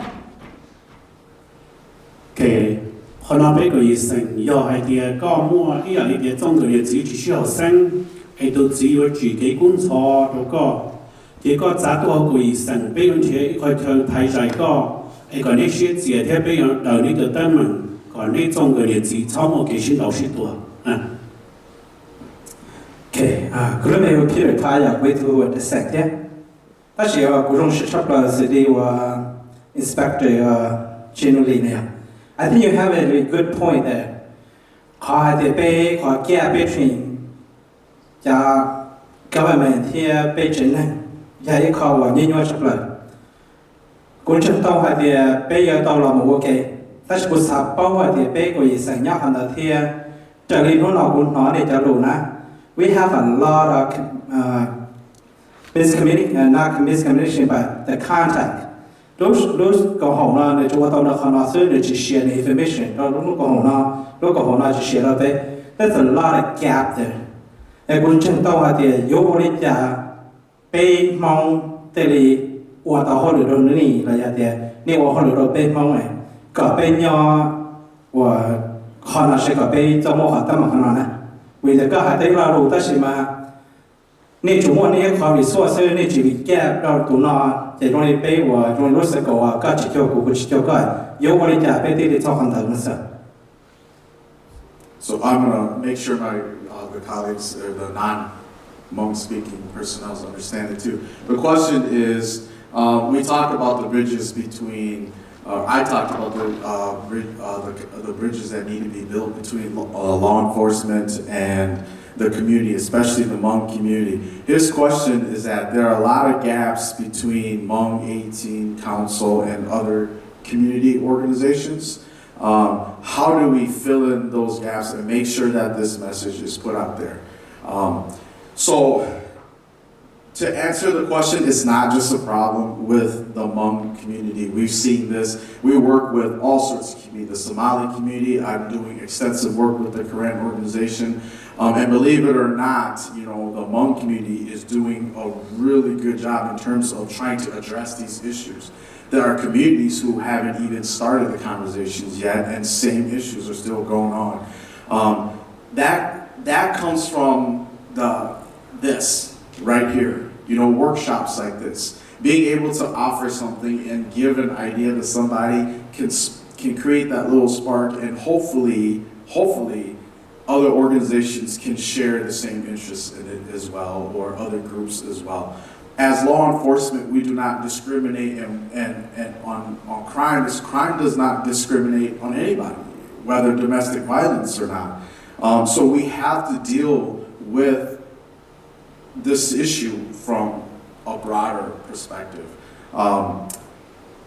In terms of how do we get this, I think that question also falls on, you know, the Hmong 18 Council and what are their connections out there? How are they resourced? And I'm sure it's there. It's a matter of the attorney you mentioned. You know, we have an important discussion to talk about in the community. We're bringing on board a lot of important people here today to speak, and yet, you know, those key stakeholders do not have any representation in that. I mean, that's not because they don't want to show up. It's just that this is a very new issue, and hopefully that we can snowball this and move it forward. So I don't know if that answered your question. I kind of got off topic. Thank you, Inspector Chiduli. Hi, my name is Stephanie, and I just have a question on, earlier we were talking about the basis of how we were raised. Attorney said that, you know, we were raised as kasama, kamasandao. We say that to our kids a lot. I want you guys at the panel to be able to answer, how is that applied when we see that in our houses, okay? And how many some of those victims as kids, okay, become the abusers as themselves? And then not even just as abusers themselves, but when do they become a domestic abuse, when they just don't abuse their kids, but they abuse their spouses?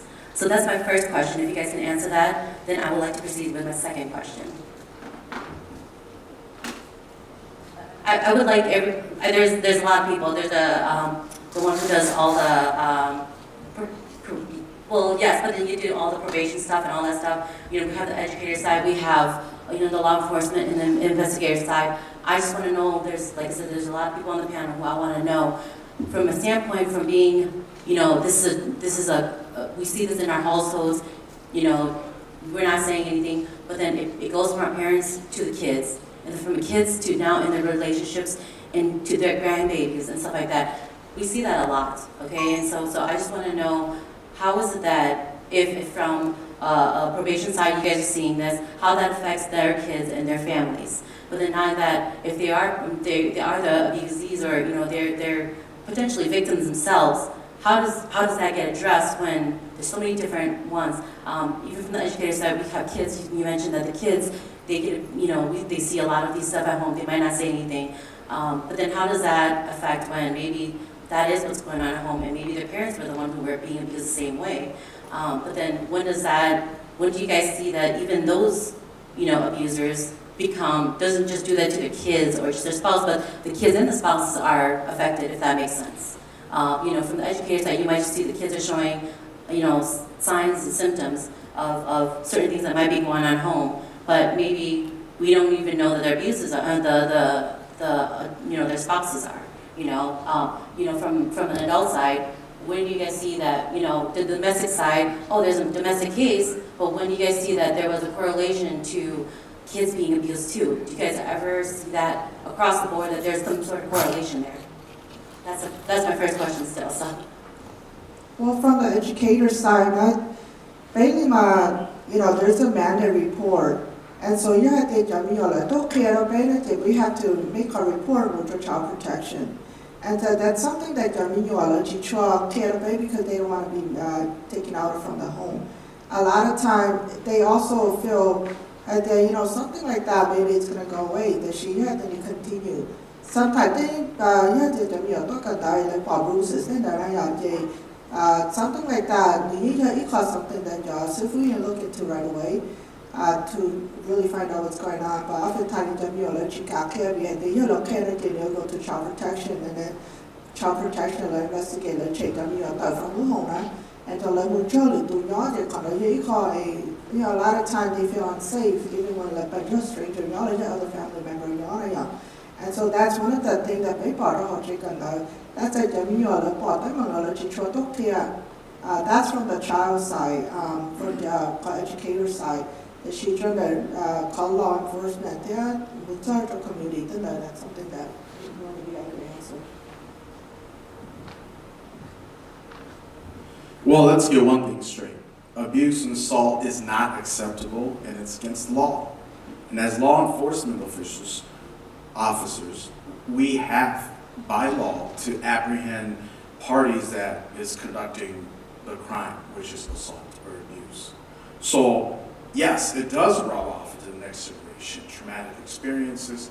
We are here to talk about domestic violence, but there's so many underlying issues to a problem like that. We haven't even started with mental health crisis in the Hmong community yet, right? And there's a whole book to be written on that. Right, it is. There is a lot of correlation. You know, when we see, and I'm gonna try to come off of domestic violence just to kind of build a picture here. But when we see a homeless person in the street, that's all we see. We don't understand the struggles that they go through, right? Majority of them, and I've worked with these people, we brought them into our sheriff's office to sleep in our offices on the cold nights, right? And in talking with them and in dealing with them, there's a lot of drug addiction problems, mental health issues, there's a lot of family issues. A lot of them have warrants on them or crime that they're committed to. So there are a lot of problems that tie into this, and that's similar to domestic violence, right? There are a lot of underlying issues, and until we can take a problem and really deal with it, this is going to just be, you know, a revolving door. Right? So I don't know if that. It was how do you guys correlate those? Do you guys ever see any correlation with domestic abuse, and then that there are other cases of in-home issues such as child abuse that correlates from one to the other? Do you guys ever see that in any situation that you guys have come across where there is domestic violence? I don't know if that makes sense. It does make sense, excuse me, and to kind of go off of what Song was saying, we rely on the social workers of child protection immensely. 9 out of 10 times, if it is a child abuse case, it's not coming to us from a 911 phone call. It's coming from that mandated report. Excuse me, either from a teacher, a daycare provider, another source. Any mandated report that is made on child abuse comes to the sheriff's office. Whether we investigate it as criminal charges or we work with child protection social workers for a better solution, we deal with every single one of them that come in. Does that answer your question? The correlation with that with domestic violence, though, do you guys ever see any correlation? That there are cases that the same offender is in both cases? So offender being, let's say, a domestic violence abuser too, and including being a child abuser. Do you guys ever see that in any of the cases that you guys ever come across? Is there any correlation in that? Unfortunately, yes, there is. Is that a lot? Does that happen pretty often then? It's hard to say because again, it's not always reported. And child abuse in the family isn't as reported as often as an adult on adult abuse, where that adult can call for help or somebody knows of it. With the children, it's harder. Unless they disclose it to somebody, they don't call 911. So unless they disclose it, we're not really made aware of it. Thank you. Part two of my question was more of a, how do we fix it if you were saying that, how do we make sure that our Hmong people, this becomes more awareness in the Hmong community. But unfortunately, and I'm going to say the 18 Council is on the board here, so I just want to make sure that we talk about that, making sure that there's awareness in the community, but then yet we do have our boards up here where they mediate, but that's all there is, a mediate. That's not fixing the problem. I feel like sometimes I want to make sure that that's how do we pull away that Hmong part away. Abusing our kids or domestic violence is not part of our culture and our traditions. We don't want that to be that part, but when do we start pulling that apart and saying, this is the law, and in the Hmong community, how can we make sure that they understand that when we do have the 18 Council, we do have our elders there, and how is that how can we start pulling that away, not including that we are Hmong, and that's the reason why we should follow the law, when it is just because we should just follow the law, and not because we're Hmong, if that makes sense. So I don't know if you guys can shed any light on that, but we hear time and time again, go talk to your elders, and our elders are always saying, oh, let's just fix the problem and let's talk it out, as long as our plans are agreement. How does that translate to fixing a problem? And if you guys can share any thoughts or opinions on that. Just before we go on to the next question, because we have a time limit, we have a lot of questions coming up. It's going to be 5 minutes per questions, and then we try to have the answers a little short too, so that everybody can get their questions in. And pertaining to our last question, did any of the panelists want to answer that? Maybe Council Jukin Daya. Nếu không phải để do thổ tư tôi là một quỹ sản lấy hợp bé cho không thổ tư bé khi bỏ tao để có tên mình lấy hợp ít khó lo chắc khó bé quỹ sản lấy hợp bé cho mong niệm mong chỉ có cái tàu có đời tàu ấy kia là muốn cho hồ sản lấy cho các cái trái bị cả ấy cho sĩ bé mong là khó bé mong các cái trái là khó là có tên mình nó là cô sao mà người dân rộng ta chỉ hỏi chừng chính tiền mà bé mong nên giờ một đầu sản chế gì ta là tôn đó trong bao ở đây một đầu đã sản đã ai tiền nên trong một quỹ sản nữa nè cho nên cho bao nó từ sản đầu trong đó ai đã chỉ nên lỡ tiền nên dùng mong thì nên cho ăn đồ mong chỉ cho tấn mình nó thế ở chúng mình chơi một chơi lò thì có sai thì do họ tấn mình do giờ lo mình của đi cha trong đi cha là lò pan cả hậu thì bé sĩ hay một chơi hậu hay cho nên để trong người nhận gì chỉ sĩ hậu là do một đầu tê túc tê kỳ một cái nhựa xe trong nhận đầu gì là có sai để đây tua bây giờ thả trong đời trí năng thì đây là mua cho giá cho nó đó này auto thả cái này mua cho cái đi bà đồ cho cái nhỏ đồ tê khởi nó thì bên mong mà nên sợ đồ tê khởi nó cho chạy nè thì họ cũng thả thì một thả bên loại nó giữ ta sẽ thông nữa do có mua tê giả cái nhựa xe đầu chắc nó còn bên một chạy thọ tua đó của ý sản này bên mà tê cho lộ đồ còn ở chỗ nào hay cái đồng cú khó có sự nhau qua thì ý là đi trôi tụi nên ý là đi ra thì đi sự biểu gì nữa xỉa sông mỏng đó đi bên ngoài nào biểu đi vô kia tụi nên rồi còn như bỏ tụi kia đó mà tụi nên nó cho tụi chế thì cho tụi chế chỉ tao này cho tụi chế tôi mua lú chịu đủ cú qua rồi nó sẽ kể đi cho tụi kia này cú sang là đi chỉ có nó đi khó tôi có nó là thì kia là chế nên cần tụi chế tao thì tụi nên rồi nếu tụi nên dùng đi nó nếu chỉ tao thì nó là cú vào có chuyện gì thì cũng mới khó ba tụi nó Maybe the correction officer, you guys have any resource, anything, or their St. Paul intervention? If more resource, don't get any or in high, or in Bangkok High, there or no coach, or they have you more like attending to a more disability. Oh, just speaking, I'm actually from probation, so, but from probation, your question is, if they have like language barrier? Well, my question is that in the Hmong community, right, we're not affiliated with mental disabilities yet. So say for example, if someone that are capable, if they go through class and they come out of class and that client wants to change themselves, but the point is that you cannot change yourself fully yourself. You gotta be the people around you too. So the people around you gotta help you and cooperate with you that, okay, they don't have to put say the past history, the past negative stuff on you no more, because that would make impact your life, so you can't change. See, and that's the biggest part I see in the Hmong community is that the Hmong is not willing, the family is not willing to accept that as that person is, and they're not willing to change their thought about that person. You know, they always have the same mind frame on that person and always have the same behavior, so that person could never change their mind frame, no matter how much education they go through. You know.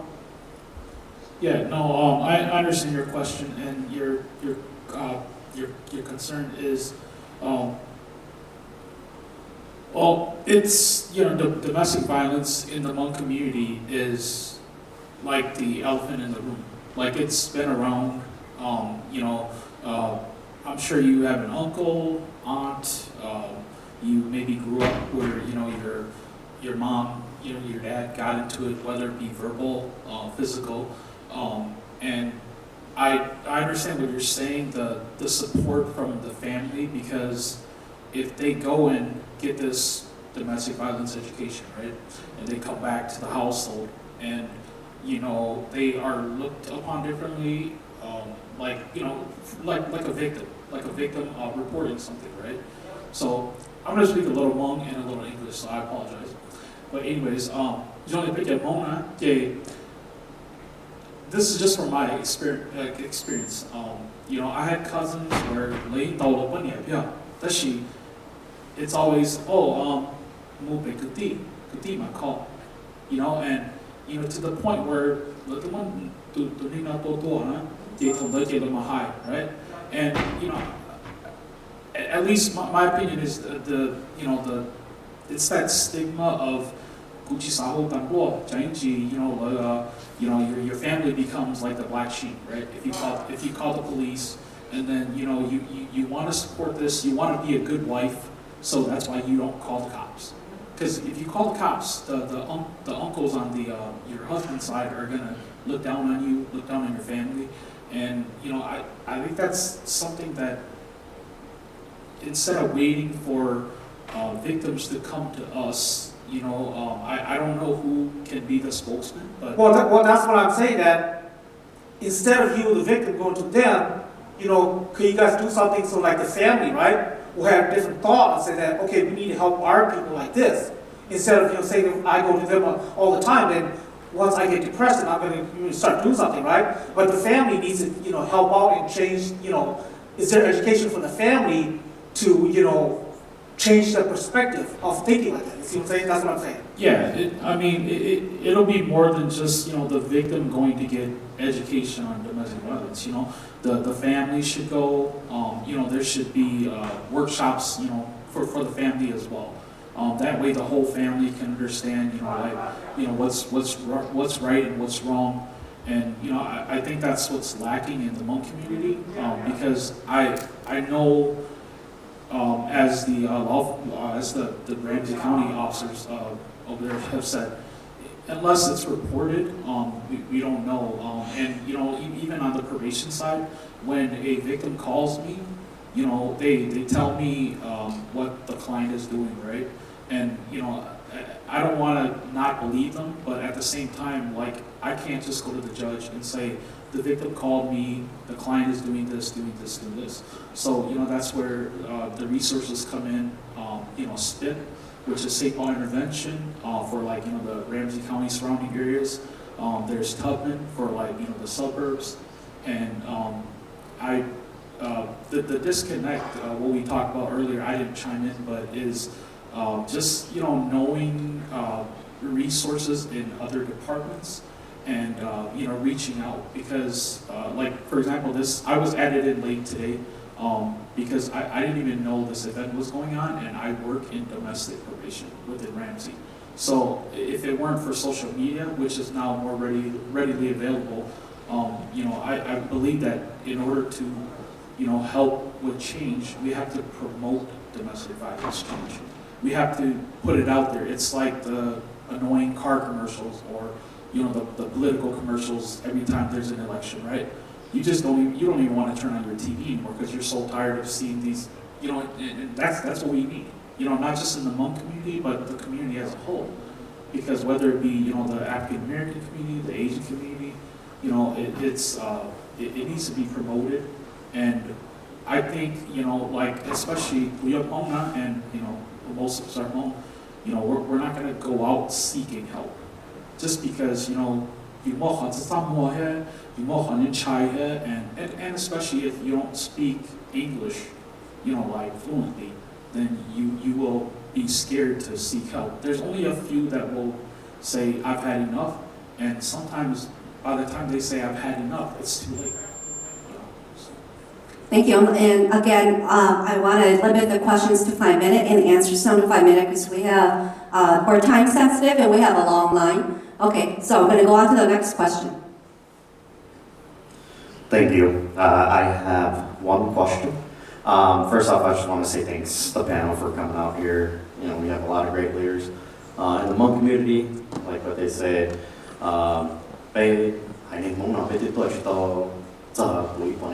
That's a whole lifespan. We haven't even been here for a whole lifespan. There's a lot to learn with one another, regardless if it's from the different leaders in the different professions. And I think today's information center, everybody here is to educate one another. And I know you guys didn't really touch topic on this, but are there any men's battered shelters or women's battered shelter? What's the process, and how do the Hmong community get involved in going into those shelters. Go ahead. Any of the panelists can answer that?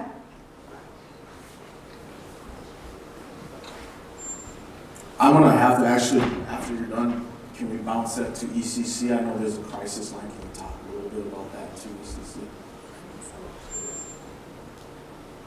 So, you know, with Ramsey County Sheriff's Office and how we deal with calls, specifically person crime calls, it's kind of turning more into not just us investigating a case, but it's turning into a multidisciplinary, team-based teamwork response on how we deal with these cases. And so in the Sheriff's Office, we work with a lot of adult protection, child protection, a group that we call the Sexual Violence Services, we call it SOS. And that's where victims could report to directly. They don't have to call 911 to report a crime. They can go to these services first, talk to them about what's going on, and work through whether they want to make this report this a crime or not. I know a lot of my victims that I work with were directed to me first through SOS, the sexual violence advocacy group that the victims went to first. So there's ways that victims can, you know, seek help, not going down the criminal route first. And as for, I guess going back to the question about Shelter for men and women. Yep. So there's plenty of them out there. There's resources that they can seek out and find, but I don't know. I think she's. So for in terms of if we're speaking of men's specific shelter, I know that Tubman does have shelter space for men, and then I know that there is Cornerstone that they do provide shelter space as well too. But as we know, domestic violence, you know, in the past, it's always been the stereotype is, you know, female victims and male perpetrators. Yeah, majority. And so there are very limited domestic violence shelters for men, unfortunately. And so, I mean, we can just. And before we move on, can we kind of talk about how the admittance into that, and it kind of extends from ECC. So can I have somebody from the ECC kind of just fill that piece, and I think it's vital to this piece. Thank you. I know it's a little informal. Sure, I'm going to have ECC or Emergency Communications Department say a few words, and then we're going to continue on with the questions. Thank you, and I just wanted to clarify, speaking specifically to our relationship with the crisis department. In the ACC, we do have the ability for any call that is mental health based or is not criminal, that there is help needed. Our staff is trained to make a direct transfer to a line that is answered 24 hours a day, 7 days a week. Separated also for juvenile and adults, so are separately trained for the two groups, that we route any call to where they are able to mobilize and arrive at the person's home, in their community, or they're able to talk on the phone and de-escalate the situation at hand in that moment, if it's truly not something that is criminal in nature. So that's a newer relationship. We started that back in 2016. It's only growing. So now they are looking at being more mobile and more hours of the day. So it's definitely something we're hopeful for. Have you all included culturally competent services organizations in that response? I think everyone that is responding in that breath is given a set amount of cultural competency training. They're selected intentionally, oftentimes. Those are different interview panels that I can't really speak to. That crisis is a different department than us. We live right next door, our buildings, that they have their own director and their own policies, as do we. But that's something that we're constantly trying to improve, the open door between the two. But it's the Ramsey County way right now is to hire diversity, to hire people with lived experiences. So I would say confidently both departments are following that, pursuing that as heavily as we can. And diversity, lived experiences equal cultural competence. I agree with that. That's so. Yes.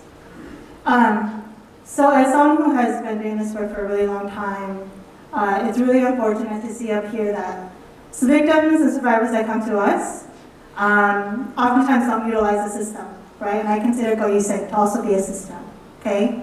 And so I think specifically, if folks are coming through systems, and Dura, this question is specifically to you, around what are the referrals that you are giving out that is specific to Hmong? And is Goyiseng listed as one of them? Be very honest, unfortunately, Goyiseng is not one of them. Just because as an advocate and as my fellow advocates, as I've seen here before, I know there are a group of Hmong advocates as well. So, I mean, unfortunately, Goyiseng is not a resource, just because my purpose for coming today is also to help educate and also outreach to Goyiseng too, to also let them know that, hey, I'm here and I'm here to challenge you guys in a sense, but, you know, basically challenging the views and, you know, the norms that we have in general already. Sorry, can you repeat the question again? Yeah, who are the Hmong specific resources that you So, I connect, whenever I'm talking to victims, a lot of them too, sometimes, as we know too, they're fearful to reach out to the resources too because they either don't speak English or they're afraid that they're going to get connected to somebody who doesn't understand them. And so my specific ones that I've been referring, I've encouraged victims a lot to reach out to Transforming Generations, just because I know that is a Hmong advocacy agency that provides victim support as well to, you know, victims on both sides as well too, to hope and change, you know, the community and change relationships between the Hmong community. And so that's one of the resources that I usually refer participants to, especially if they're looking for Hmong-specific support groups, because St. Paul Intervention Project, we provide support groups, but unfortunately we don't provide a Hmong-speaking support group, in which a lot of my participants that I talk to and work with would totally benefit from.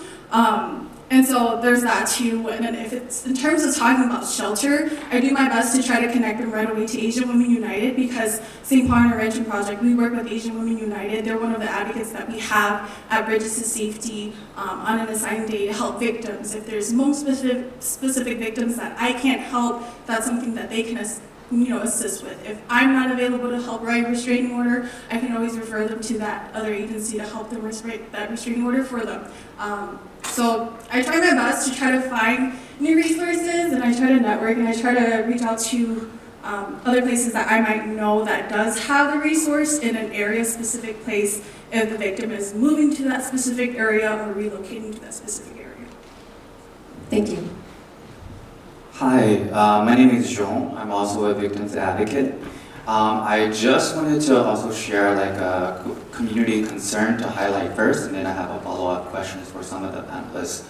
So one of the concerns that I have is earlier a law enforcement panelist up there shared, their process on what it looked like when responding to a domestic violence situation, and also sharing that sometimes it results in the arrest of victims, right? And I do think that that's a really big concern. And I think that with all the funding that law enforcement has, it's unacceptable to not have a very sharp strategy to really, respond to domestic violence situations where victims are not arrested. So that's just my concern. And then my question is particularly for Goyiseng, for 18 Clan. I'm curious, like with a mediation process, like when coming across situations, what's your screening process to identify who's the victim and who's the aggressor, right? Because I do think that mediating disagreements between couples is one thing, but then trying to mediate an aggressor who actually has attempted to pursue to kill is another thing.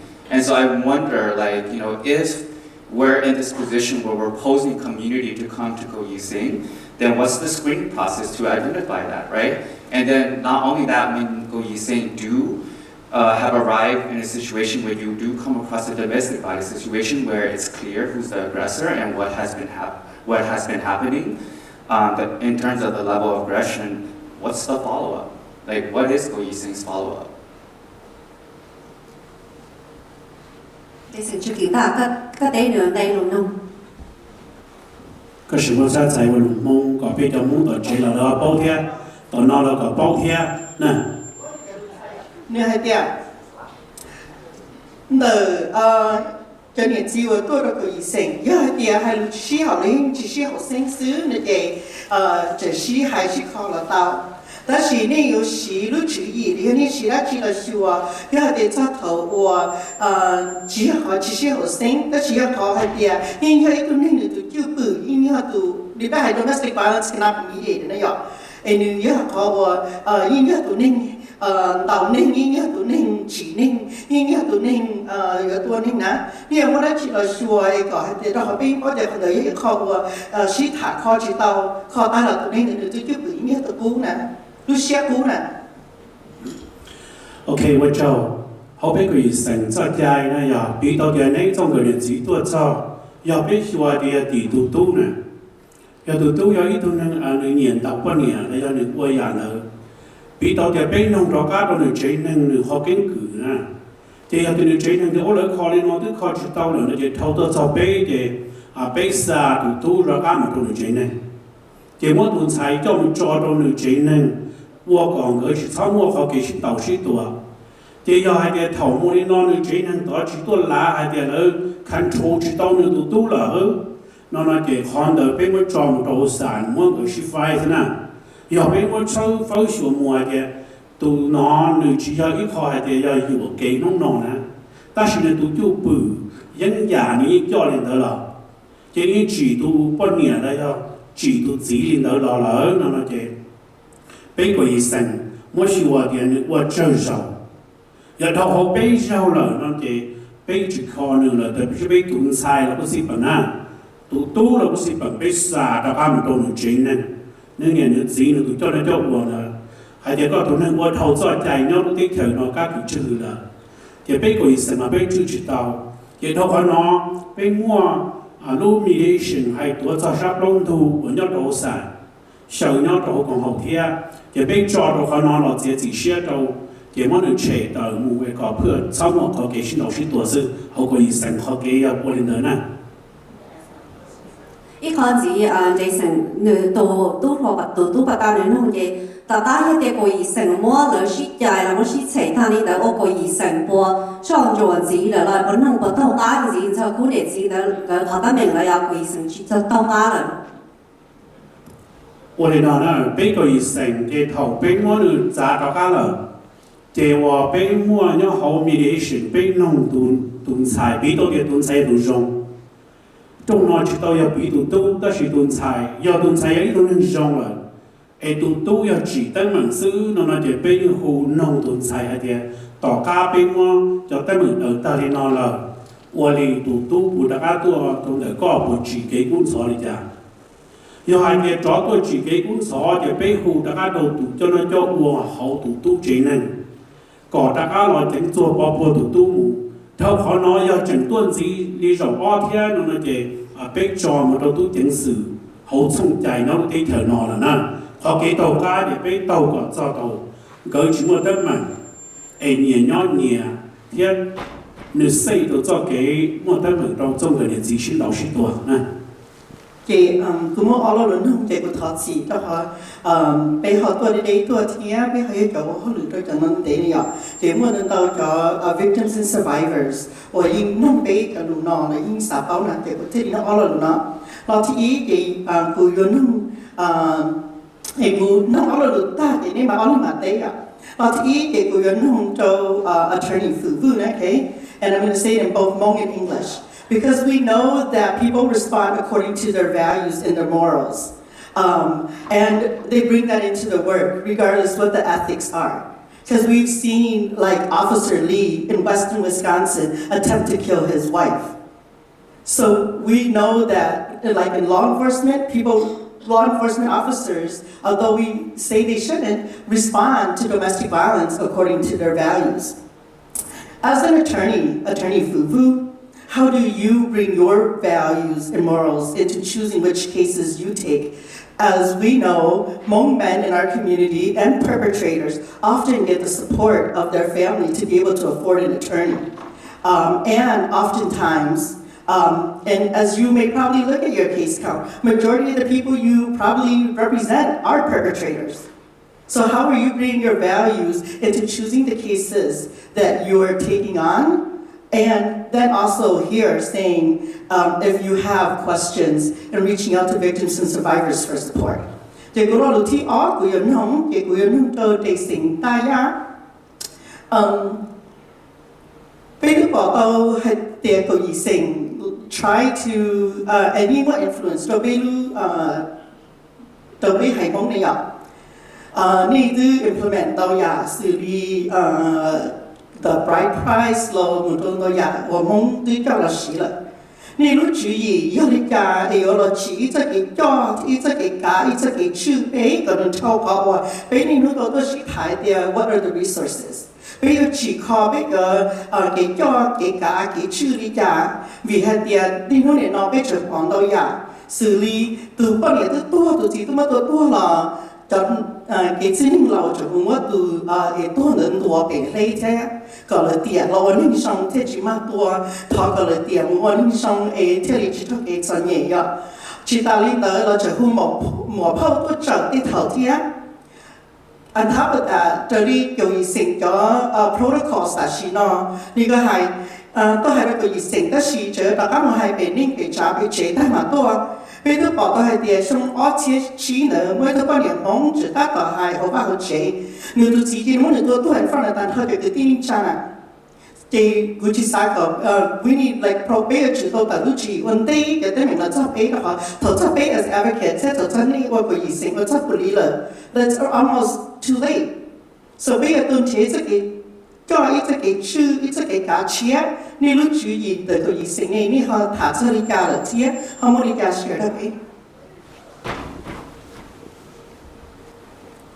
You know, the question for me, I don't really know how to answer that question. I play the advocate and the double advocate at the same time in my representation, depend on the perpetrator that come to retain me or the victim. But you know, if the victim come to see me, I always want to make sure that she gets what she wants and she gets what the protection that she's entitled to. Okay, and that's my job, is to make sure that she's protected. And so I do everything that I can to help her to get her protection. But on the other side, you know, I'm also a human.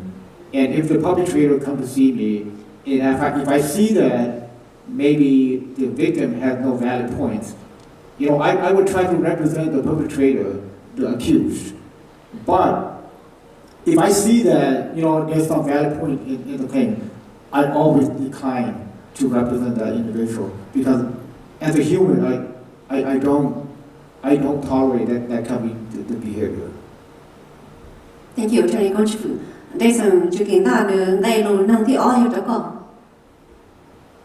Okay, 我找个叫龙那要一叫老考到被成点那个一，古啥的真的好，还得要给些老师多，我家被蒙贴的喷摸叫了破沙，来要摸破着，因为被整样路程不过贴路点都不下就去。被chỉตัวเราลูกได้เถอะเนาะขอกูสาเราเป่าลงเจ้าลูกนึงเดินอ้อพาส่งหมู่เจ้าลูกนึงไปชัวยากูสาเราเป่าไอเดียเป็นมงทอเราจ่ออีตัวกิจได้หัวเจ้าเถ่ามั่วตัวนึงตัวสีตรงนี้นอเลยชิ้นเต่าชิ้นตัวเจ้าเป็นจิตาเจอเจ้าลูกไปเพย์ตัวนึงเราอย่าเป็นจิมั่วตาเก๋เพย์ตัวนึงเป็นยอดเทียนนึงเราหมู่ก่อเท่าเจอเลยรุ่นเทียนได้จะกิจจ่อยงhọ nói giờ ít khó để bên mông, và ta chỉ nói bên là chỉ thâu bị bên cho, hay thì anh nói cũng mấy tuần sai, đôi khi cũng tự cho là và chỉ thâu cái giá đắt của đồ của tụi nên, vì nếu giờ là ít cho tận đây là những người vô lực tù, chỉ anh nói ta chỉ nói cũng ta tỏ mua họ cái nó bảo lông mù, cũng nên nông qua trâu bên cho Hmong, cho con chùa, dân chùa, cho tuấn tròn thành chùa chỉ muốn niệm một gì. nhau cầu ý sẵn mong thì cũng có cái chạy nó ta rồi nhau đồ sĩ họ nói là bé hay là dùng đồ sư bé chỉ một lần cũ là hay cho họ cái bao lông khoáng đầu cho có bé nên chỉ là mong là bé bao trời đẹp vì bé cho chạy là sĩ chạy từ trừ sự chỉ do cho cái đời của ít khó cho lâu hay đẹp tụi nó tôi đi nó các sự biết trở ta là nông tổn đây tụi tôi chừng tôi vậy họ u nè chỉ họ nó họ cũng xa tây đâu có địa nhân vì do bây giờ cái cho nó cho qua bây mong cho cái đã cái khoa cái inchen họ cũng sai đâu có cái ta xin nó chỉ tao hay cho church là do bây giờ cái inchen nó cho chúa tụi bị tụi cái có thứ ta cái xe là đó là có một ai sai tao church là church hay cái có chỉ có bây tụi member bây giờ cái trái đâu có họ bây giờ cái chỉ chia nó là nó ý dạng đâu chỉ cho nó cú mỗi ít cho nên nó cú uo rồi cho ban chùa yên chùa tung trang chùa chỉ mới một gì lại cho hoàn lớn hơn châu lớn cái đấy chỉ cả hộp lì chỉ có thiết bị cú chỉ cho chạy cho họ hay cái tổng đây nó bây giờ xài nhiều gì ấy cho mua hộp lì do con ở lúc chỉ trong cho cái là sau cái này cái gì mua hộp lì muốn cái đang gặp qua ấy cho chạy giá ta ấy bây lúc tu chạy xài nè chỉ họ nói chỉ họ của một tay thì nó kia đâu có chỉ mong cho tới mình giờ cho nó sư chỉ họ cũng thảไปหน่อยnó sư dẫn đầu chắc nó là giờ có mua thọ tu hậu của sinh mà chắc chạy theo một kia có mình chắc nó cái chỗ. Okay, so I have two questions, but before I start, there is a resource which we do have a table out there. It's the Hmong Family Strafing Helpline, which is the only national crisis line for those who speak Hmong. And we also have culturally competent advocates. So who do baby to sa dong ya yi ya blow swan blow all you all, and you all have no excuses because today we came and you have this resource. So my first question is for the law enforcement. From our helpline, most of our survivors who have access to the police do not feel heard and supported. How has the police shifted the process to be victim-centered? So you can answer this first now.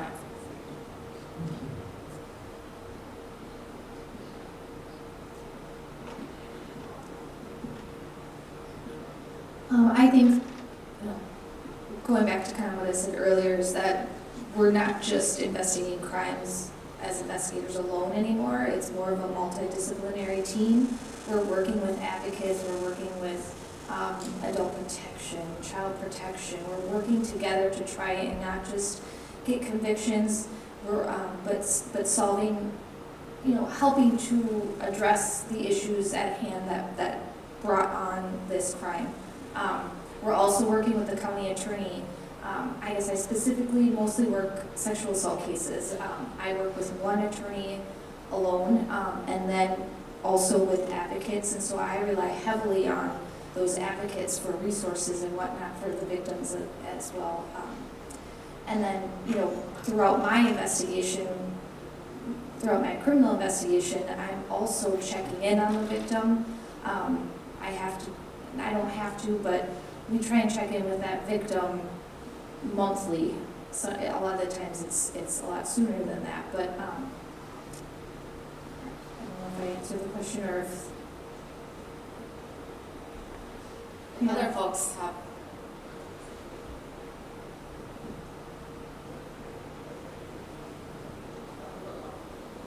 Okay, my second question is, because we have a panel of Hmong men on this stage, what are you doing to hold other men in your life accountable? Because we know that there are abusers in our community. What are you doing?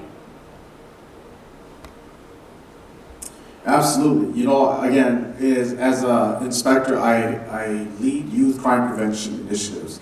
And I do that work because I'm passionate about the next generation, especially Hmong boys and how they're going to grow up and the models they look at. One of the things we do is we don't just provide, the objective of the program is to design programs to prevent youth from becoming in trouble, from being affiliated with the wrong crowd, to learn from the wrong people. And part of that, we bring in mentors, we bring in... So what are you doing to hold other men in your life accountable when you see it happen? Absolutely. My son, right? Being a good example and educating them about domestic violence. What's not, unfortunately, they're still really young, but being able to...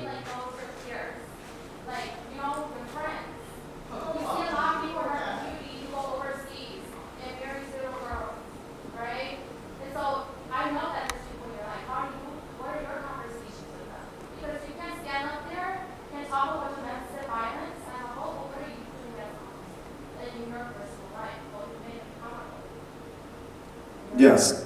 And, you know, all I have to hold on to is my integrity and how I role model to those around me. Me, as a law enforcement officer, put the United States Constitution, the Minnesota Constitution in front of me. It is not acceptable.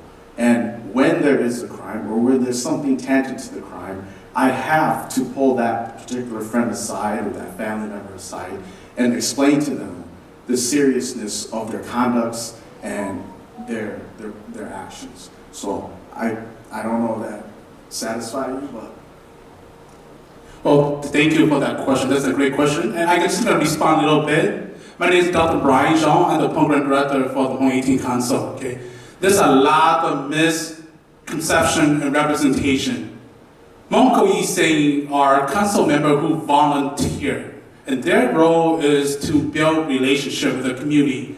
Now, if you are a Hmong woman and you bring to the domestic violence issue, don't call Hmong Ko'iseng, call 911. Okay? Hmong Ko'iseng don't have a place to hide you. You call 911 and the shelter will hide you. Okay? Straightforward.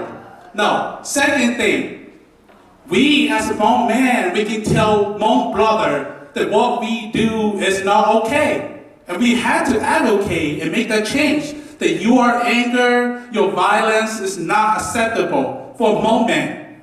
No, for Hmong women need to change. Beg your Hmong mother now. Here, let me say to you, beg your Hmong mother now. So, listen, beg your Hmong mother now.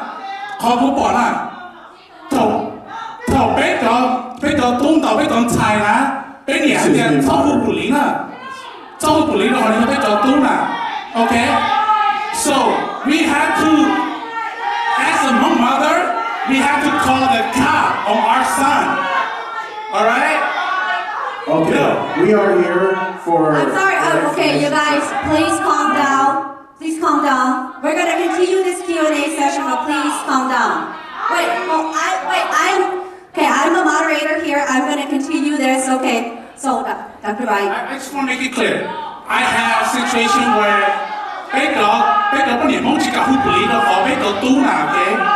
our mother had to call the cop. It is our son. We have to do that. We have to be responsible as a mother. Okay? Can we wrap Okay, we're going to continue on. Okay. Okay, we're going to calm down before we continue this Q&A session. Okay. Before we continue, I need everybody to calm down. I know this is a very hard topic and it's a very touching topic to touch on. There's a lot of sides to the stories, and we are here for facts and for resources. We are not here to downgrade anybody, whether women or male. We're here as a community and we're here to support each other through this. Okay, so we're going to go on to the next question. I just want to say that, like, all of you that are here today, we would not be here if Jennifer Yang was still alive. Right? We're not here to get no fucking resources. I don't need to read no fucking brochure or pamphlet. I know. I'm a child of domestic violence abuse. I've seen my father hurt my mom. I've seen today. After all of us are probably gonna go to some home family eating or some fucking funeral. You're gonna sit amongst a fucking perpetrator who's your uncle, your brother, and you're not gonna say shit. And that's what we're asking you guys. I don't need a brochure. I have been in the system. I have been a public defender, and I have worked in the domestic violence agency, and I'm a survivor. So I know that you can do all of it, and we know the system is flawed. Over and over, you all have said it's a crapshoot to use probation. There are delays in reporting. We don't know when it's been reported, so we can't get to the TRO right away. So the system doesn't work. All of the systems don't work. So I want to ask you, who and how are you going to change the brothers that are doing this? How are you actually doing it? Are you actually going to sit down with them and actually talk to them and change it? Because I'm tired. And also, this is not new. I've heard some of you say, we need new best practices. Do you know that we have seen Hmong women die women and queer-led organizations have already existed to just resolve this problem and set up best practices? Have you studied them? Have you read their work? Have you even asked them to be part of this narrative, this conversation? This is, you all are not starting anything new, okay? There are people out there who are already doing this work tirelessly. And how are you continuing to invest in them? How much are you fighting for law enforcement money to be deterred to actually protecting survivors and giving it to organizations who are working with like small budgets? Okay, that's my question. Thank you, and I appreciate you coming up here and addressing that. Honestly, I'm here for the same questions as well too. I come here humble and I wanted to learn. Again, I was a big push in trying to identify people from particular specific communities in terms of what are we doing, what's out there.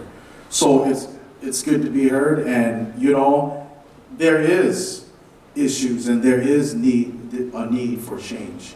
But I'm in the same boat. How do we make that change, or where do we start? All right. I'm married into the community. I hope my son will carry on his own heritage, because he doesn't have his Swedish heritage. But I constantly hear the sentiment about families saving face. And as an outsider looking in, you know, I hear it most often when they talk about a wife leaving her husband. But my question is more for the families and the community as a whole.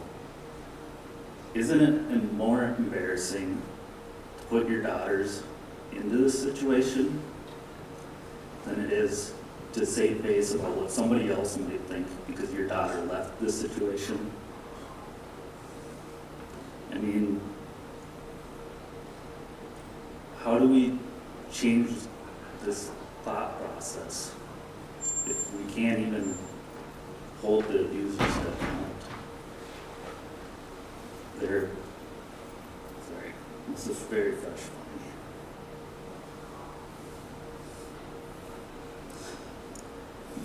me. If you guys want to know, I am the sister of Jennifer King, who was killed last week. This is my husband, and this is my brother. I'm here because Monster's dead. And I want to know what she could have done. If she would have brought this to Big Brother, she brought this to her family. And her family said, what the board is saying,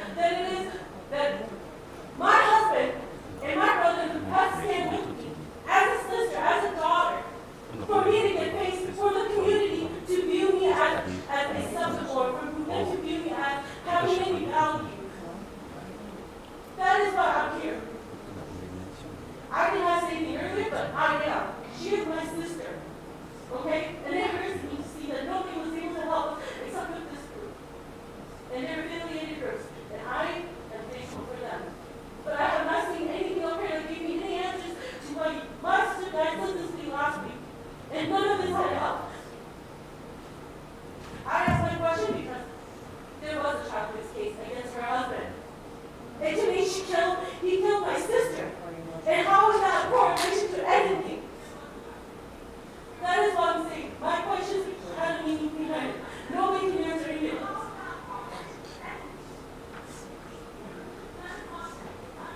Alright, so I'm up here, obviously like my sister said, I was going to say something first, said all this, so she's emotional. And just kind of give her a break. I appreciate you guys coming up here, obviously you guys want to make change. It's the same thing for our family, bridge that gap, right? Have an understanding, the Hmong 18 Council, same thing, law enforcement. I think, let's not divide each other, but let's educate each other, right? Jennifer's death was not easy for us this past week. It's been a struggle. That's why we're here. I was going to come here anyways to show the support. It's been a rough week of itself. It's felt like it's been a year. It's just been a roller coaster ride. What I want to say is that domestic violence is not acceptable anywhere, anyhow. Talk about being a Hmong 18 Council, talk about support and educate people, right? It's not acceptable. You know, teach our elders that it's not acceptable because it's a tree line. It starts from the top and it trickles down, right? So the younger generation might think it's acceptable. It's just easier to be physical and be verbally abusive. The male or the female, doesn't matter what sex you are, just has to accept it, right? For the most part, let's be honest, you know, it's mostly male, and it is acceptable in the Hmong community, and that's unacceptable, right? So let's educate each other. Let's say that's not right. I don't know if you guys know, don't look at the name that has happened to, but when it hits her family, it hits hard, right?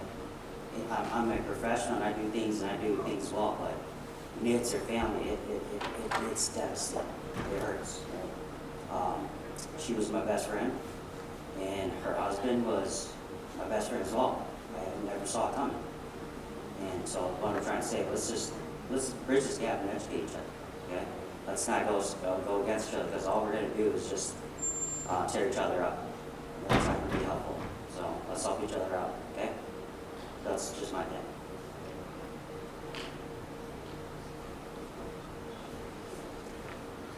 Thank you. And first and foremost, on behalf of Hmong 18 Council, our sincere condolences to the family of Jennifer Yang.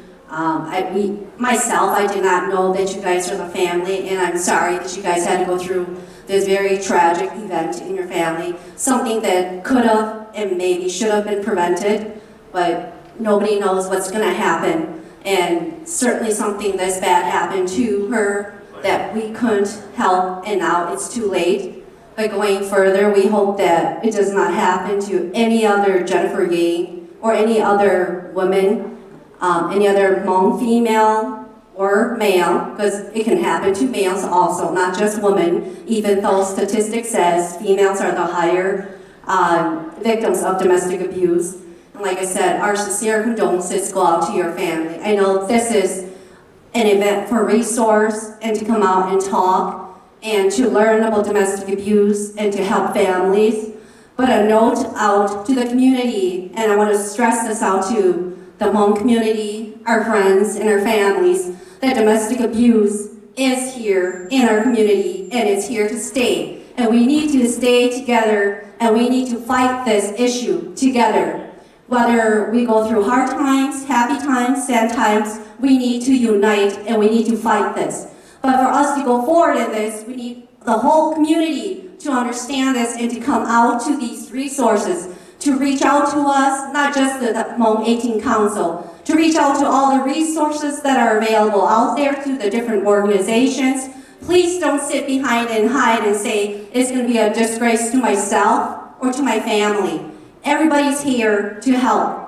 And the community is here, but we need the community to talk about it and to voice about this. This is something that we need to put an end to so that it doesn't hurt our generations coming forth, our younger generations, our children, who we are going to be leaving behind in many more years to come. But we want this domestic abuse to be resolved, or at least try our very best to resolve what we can with this issue in our community. And so, like I said, our deepest condolences goes out to the family. I have a question for the panel, especially the Hmong. You know, how can you help? Here's the situation I have dealt with in my own family. When I see my brother abuse my sister-in-laws, and I see my sister-in-law as my own sisters, and then when I see that happen, I told my mother, call the cop. But when they don't Hmong mother, you have to brother, you have to son, you have to sister. How can we also make Hmong woman, mother, to call the cop on their son? Because I deal with situations where when I try to call the cop as a Hmong man, right? But they don't mother, how can we help to educate our Hmong mother that we have to do the right things? You know, maybe this is a question by Song or Attorney Fu or Dad. How can we help with the Hmong mother not to protect our son? You're a man, do it. It's not the woman's responsibility. Okay, Attorney Go Chifu or Jason, any of you guys can answer this. So, as a Hmong man myself, not just because I work in probation,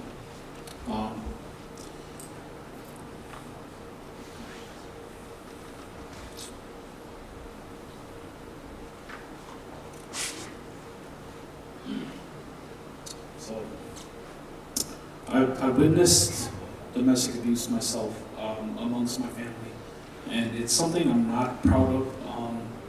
This is, when you're younger, but as not just working in the field of probation, whether you're law enforcement probation, but I mean, the only way that it's not how do we do it, it's what are you doing? And, it's, if I'm witnessing this, even if I'm a mandated reporter, but even if I'm not, I should be the one calling the police. If my brother-in-law,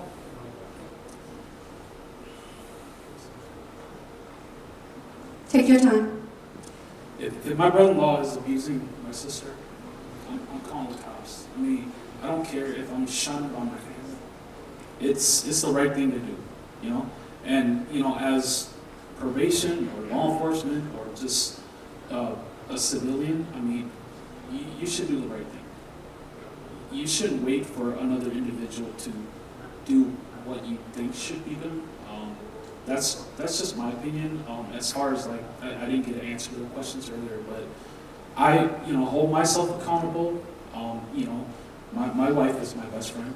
I would never do anything to her because she's my best friend and I have that respect for her. And if my friends are doing something to their wives, I mean, I'm sorry, friend or not, I can't just let it go by because that's why we have the elephant in the room of domestic violence where, we're waiting for someone to do something. We're waiting for someone to call the cops. We're waiting for, the family to fix their problem. And, it really should be, the individual. Because until someone steps up, we're going to be waiting forever. And someone needs to step up. And, it starts with, myself, the next person, holding everyone accountable around you. I mean, you're not going to know everything, but I mean, you can hold yourself accountable. So. Thank you. The labor of supporting victims cannot be put on women, right? We know why mothers can't report and support their daughters because our community does the same to mothers. When a mother is trying to support her daughter who's experiencing domestic violence, what do we say? Okay, so the labor cannot be on women. The labor cannot be put on mothers because our community isolates mothers who try to die. Yeah. So make it clear, it's not rocket science. It's not rocket science. We see it.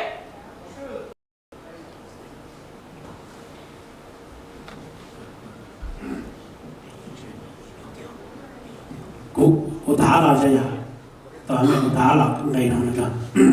我找那样，我找到那这能我到的是一头米嘛，一头高头嘛，一头菜，只弄。ta chỉ biết tôi sẽ thải nông nó nữ giờ ít khó kế ba thì ta chỉ giờ ít khó kế đầu ai cố xa thọ đó này thì ai biết sẽ được lúc sẽ lo này giá tua tới rồi này thứ tua là chính ra tụ ba này là những mua tới này họ chỉ tàu tua bây giờ ba chỉ tàu một cái giá ta chỉ biết sẽ được sĩ cho đầu tới tâm mình cố xa hay cho ít khó cái đi của ta biết tôi sẽ thả cố xa đi nó giá ta biết cho nhiều cho chỉ cho lâu mà tới rồi lấy hoài đâu có tiền có ở chủ ba có tổn nên tới sĩ cố xa đi nó cho cái chia tiền này cầu y chỉ có chịu hai tiền chỉ có tụ tí lâu đầu tụ niệm tí rồi có ở chủ hậu tụ chứng sử tuột đời họ ta mình tả sĩ ấy có cho chỉ mua ta mình trong cái niệm gì trong một cái sinh đầu sĩ tua sĩ giá sĩ chế chỉ tao chỉ cho hai tiền họ tới có quay nó có ứng dụng có chính này như chỉ giờ ta sĩ xem tờ đây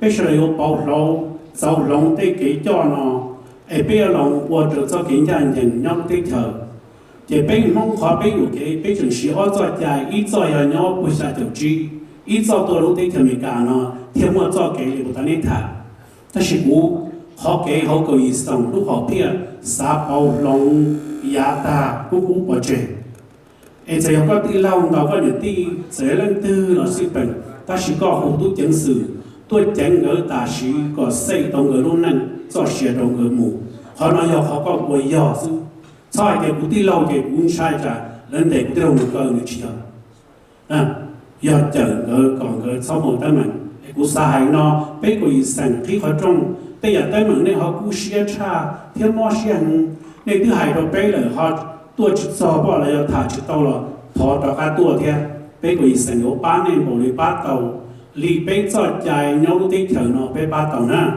ta chỉ thâu họ tàu bây giờ ba chỉ tàu bảo lì tiền bây chỉ muốn chạy na em vừa chọn na.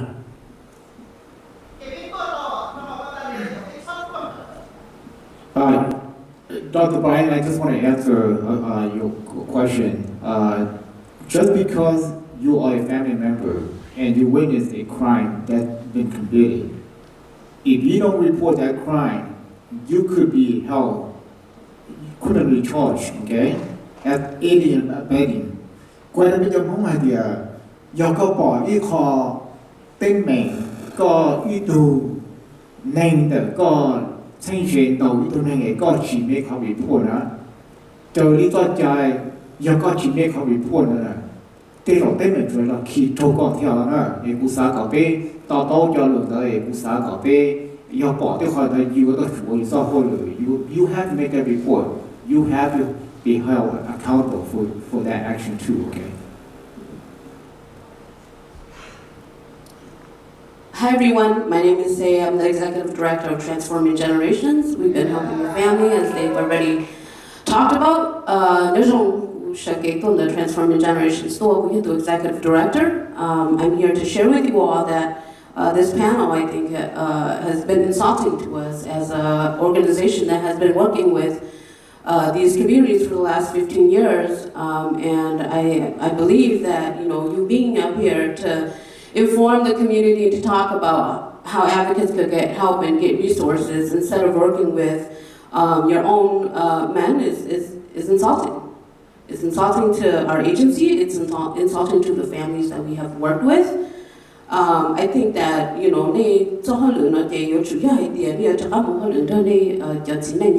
cho ôn tàu quan địa cho tua quan địa thân thọ cái ấy thì để tua ba cho chế nên nó get connected to resources là chế to more transforming generations who has been doing this work for a really long time. So kusaka ni bỏ hơn tới hay thì ni cho hơn cái thế rồi ni chỉ hay thì you know inform了, okay? And I don't know if you all know over here because you're not a part of the community, but actually in our work that we've been doing in the last 15 years, what we've seen actually is that when the victim has been murdered at her own funeral, we've had community leaders who are from the same group come out and actually victim blame them. Okay, I don't know if you know that, and tell them that they should go and they shouldn't come back and scare their family and do this and that. And so you being up here with this panel is also concerning for us because of your job in doing investigations. And so I wanted you to know that. I know that sometimes you may not know all the politics in the Hmong community, but I want you to know that today. Okay, and I know that there are other solutions too than calling 911. Okay, and so that is something I want to make clear to everybody here too. And our agency exists because these systems have not been helpful for our victim survivors, including Hmong 18 Clan Council. And let me tell you, there are lawyers here that are currently representing families who are actually the perpetrators. Okay, so it's really insulting actually for our families to see them here talking and trying to support victim survivors when actually they're supporting the perpetrators in their legal system. And so that's disheartening to us to see and to hear. And as the Executive Director of Transforming Generations, I could probably say that none of the referrals from SPIP has made it to us. 0 referrals, okay? And that's disheartening. And I'm disappointed too that they, instead of working with culturally sensitive, culturally responsive communities and organizations like ours, they've decided to instead do a diversity hire, right? Hire a Hmong advocate to come and help them. And then all the cases they get that are Hmong, they just give it to that one person to hold. And that's unfair. It's your job to train your whole organization on how to serve Hmong people and not just hire a Hmong advocate and expect her to handle all 1,000 cases. So that's disappointing. And 0 referrals of the 1,000 has made it to us. Our families are the ones that after the systems have failed them, after Hmong 18 Clan has failed them, after the lawyers have failed them, then they make it to our door, like Jennifer's family. That's the kind of work we're doing. And so this panel is very insulting to all of us here. Absolutely.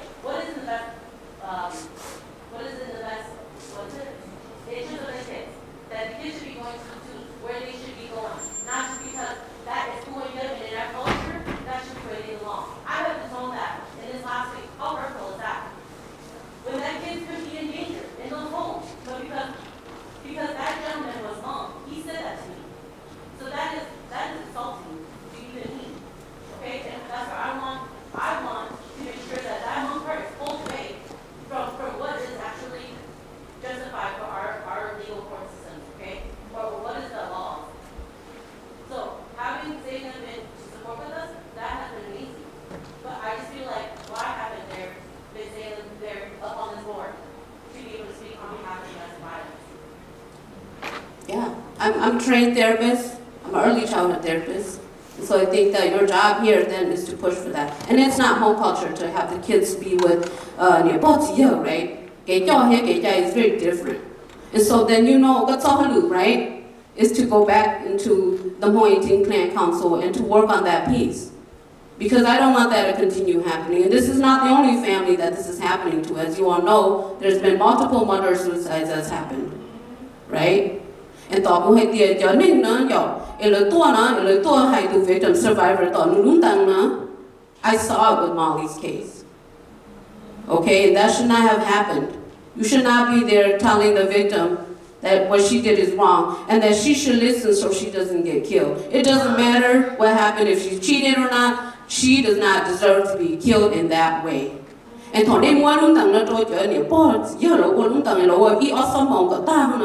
that's double the pain. Target paper and gun range okay, so talk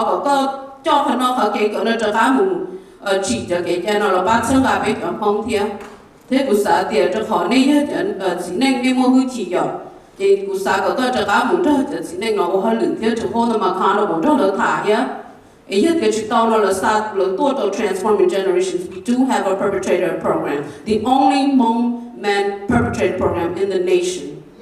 Okay? So cho là tua nó, tên nó biết tiếng xã ta là biết tiếng chỉ tao lúc còn hậu trong nó biết tiếng linh cho program trong nó đó.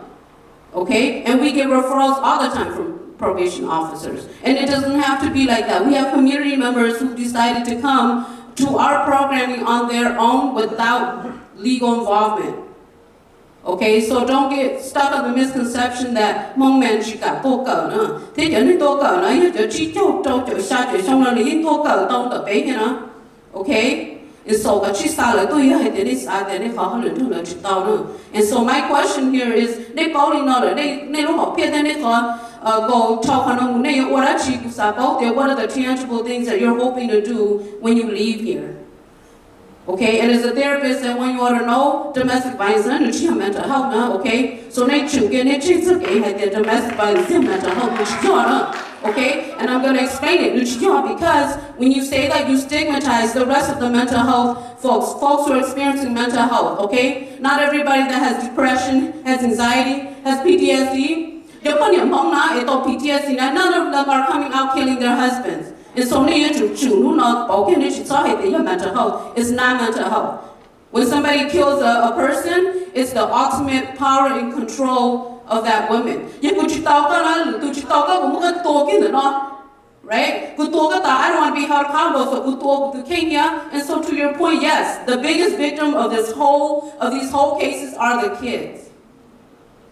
So I want to hear from each of you after today, after you come and talk to the community. And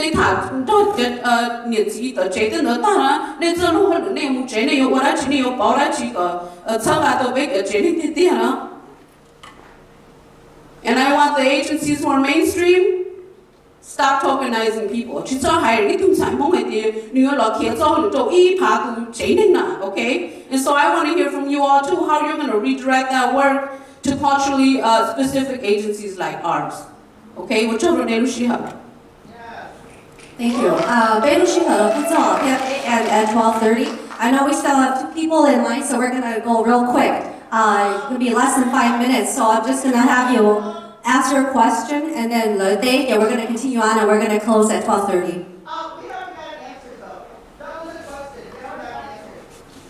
We're gonna go through the questions first and have them answer at the end.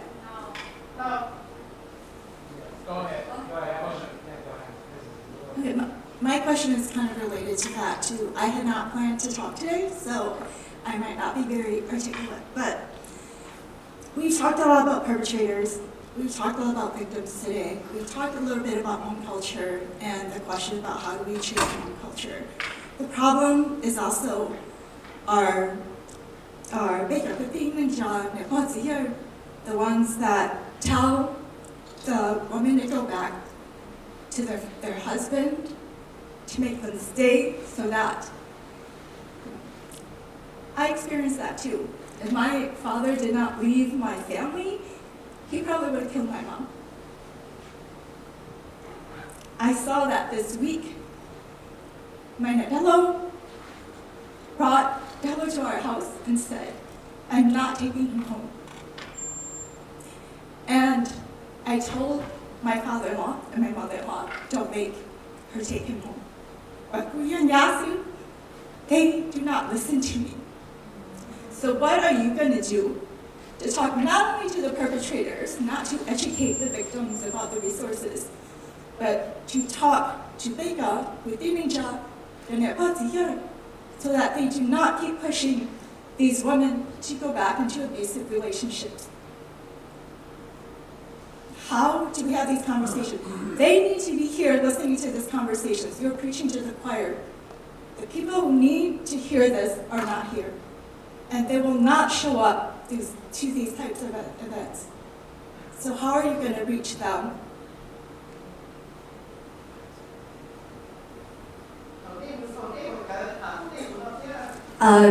Jason they or Attorney Go Chinfu, one, or maybe Inspector Chino Lee, go ahead. No?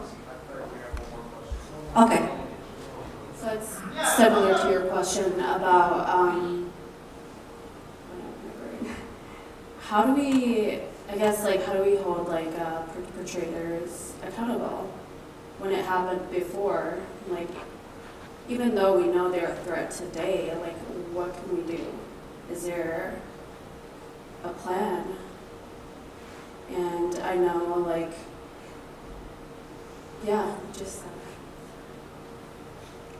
Xong đây luôn không do họ thì bé mong suy cho là do bé là do chân đây sẵn cho họ tự nhau đâu hộ cho túi chính sự bé thì có tiền mỗi cho chỉ nên mong là do cho túi mong người ta đâu có địa là do được chỉ trò được tu địa chế là do tu lũng câu bé vô đi chả bé thì là được tao bảo tới mình đâu là bé vô đi chả bé thì là hải tàu nó tu chỉ nên là để cái do tu sầu cái do tu tàu cái tu địa chế là do cái tu lũng câu bé ở trong chỉ cho tu tín là đi chả là do bé do hải thiên rồi bé chơi cho đi chả có bao hạt tiền tu nên là do ít tu nên chỉ trò nên đâu trong này công chức vừa để xem chữ kiến ta để occupy the answer.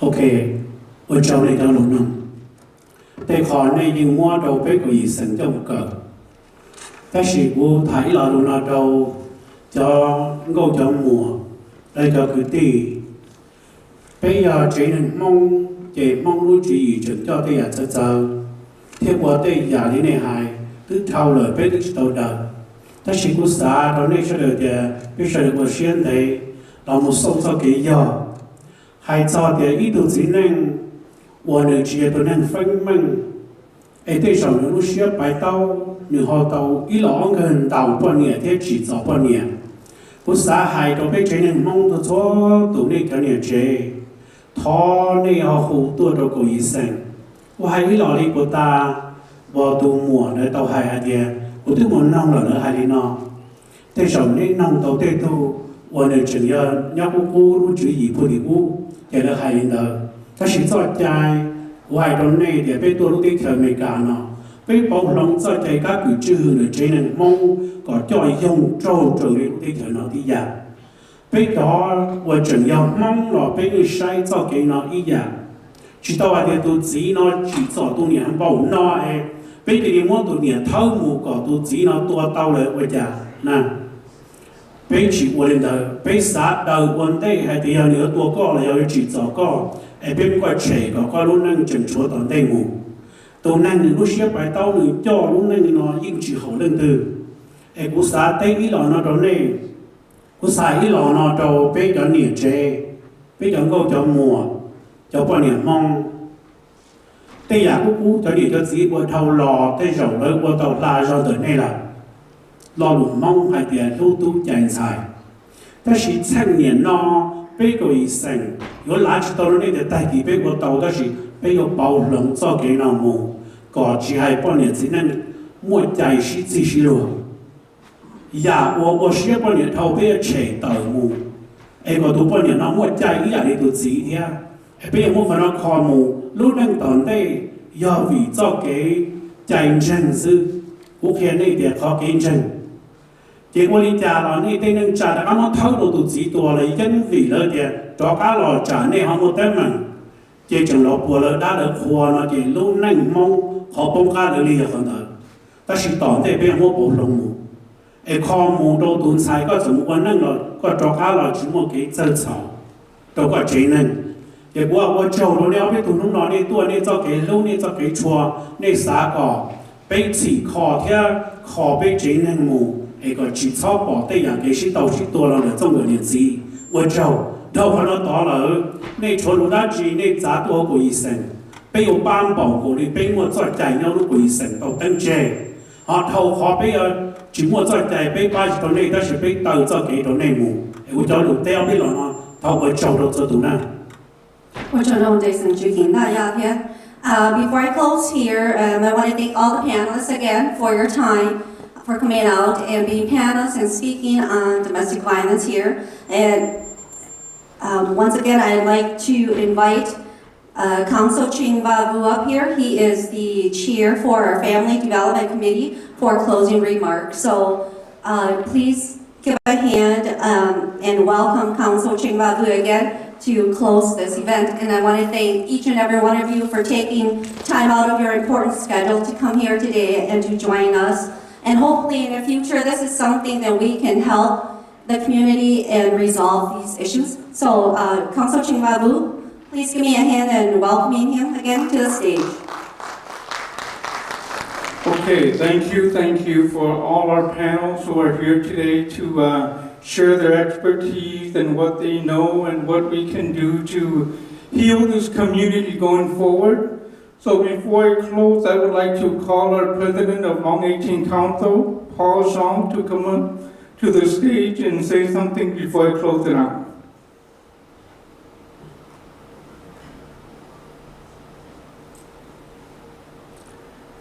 Okay, chào lớp sen tại bây giờ guest panel thiên tại lúc committee thiên tại bây giờ thì chỉ số là ya của mình chỉ hậu lụy của tàu tại được sang đó là thiên tại là của những sẽ nên họ cái họ paying hoặc là bây giờ thì chỉ số là của này tàu bỏ thiên tàu witness bỏ là ya tàu trâu cái chỉ rõ làm tại cái tổ chức tôi gọi là cái tổ partner họ nói là những concern những họ bây giờ sẽ nè cú lo lu cú thọ hại thiệt rồi bây giờ nhiệt chế cho chỉ chế rồi là bây giờ nhau thì chờ nó tiền này cũng y là do có bỏ hay tiền có tụ chỉ cái yên ổn chỉ cho là giờ bây giờ từ bỏ cái bắt đầu cái cổ hay cho你还cái cổ công chức phụ还hay cho你công chức phụ还bây giờ tàu report đó tạm lo chế chế ba tôi tổ chức tôi gọi là để tổ phong như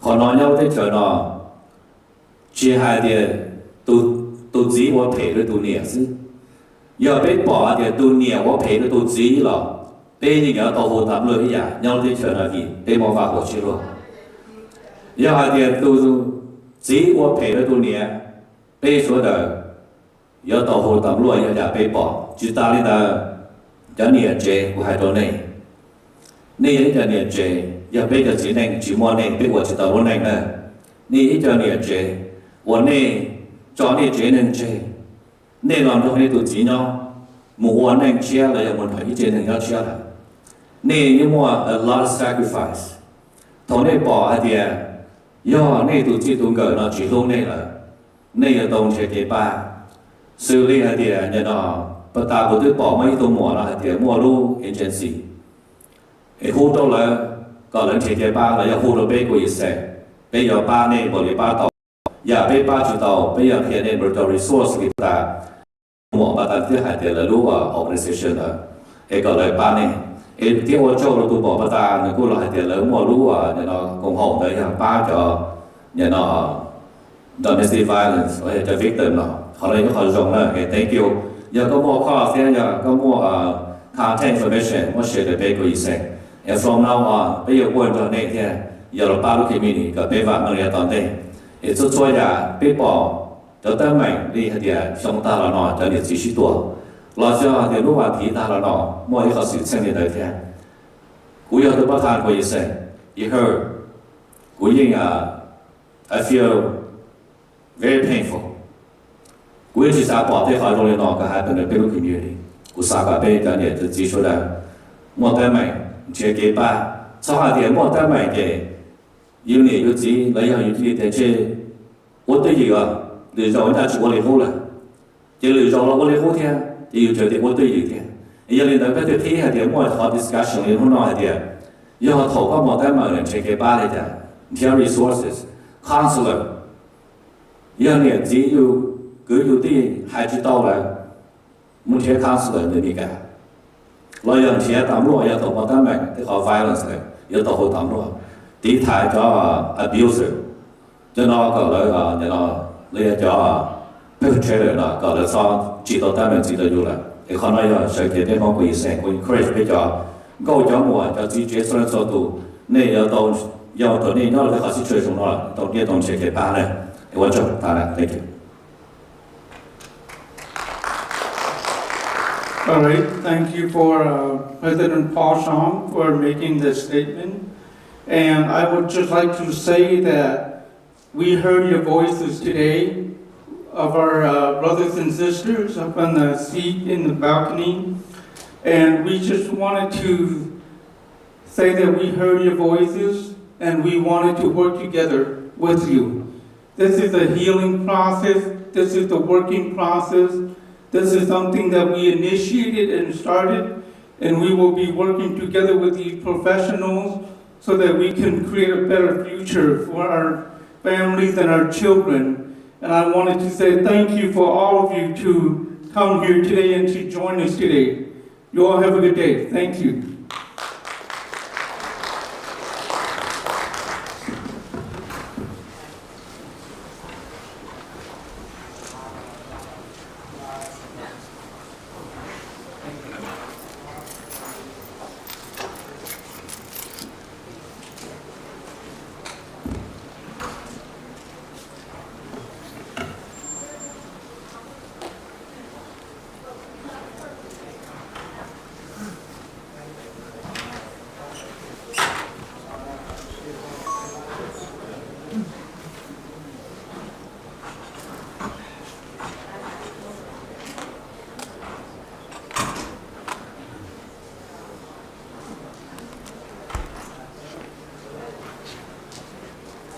Well, thank you very much. This is to the Shai live broadcast now, okay?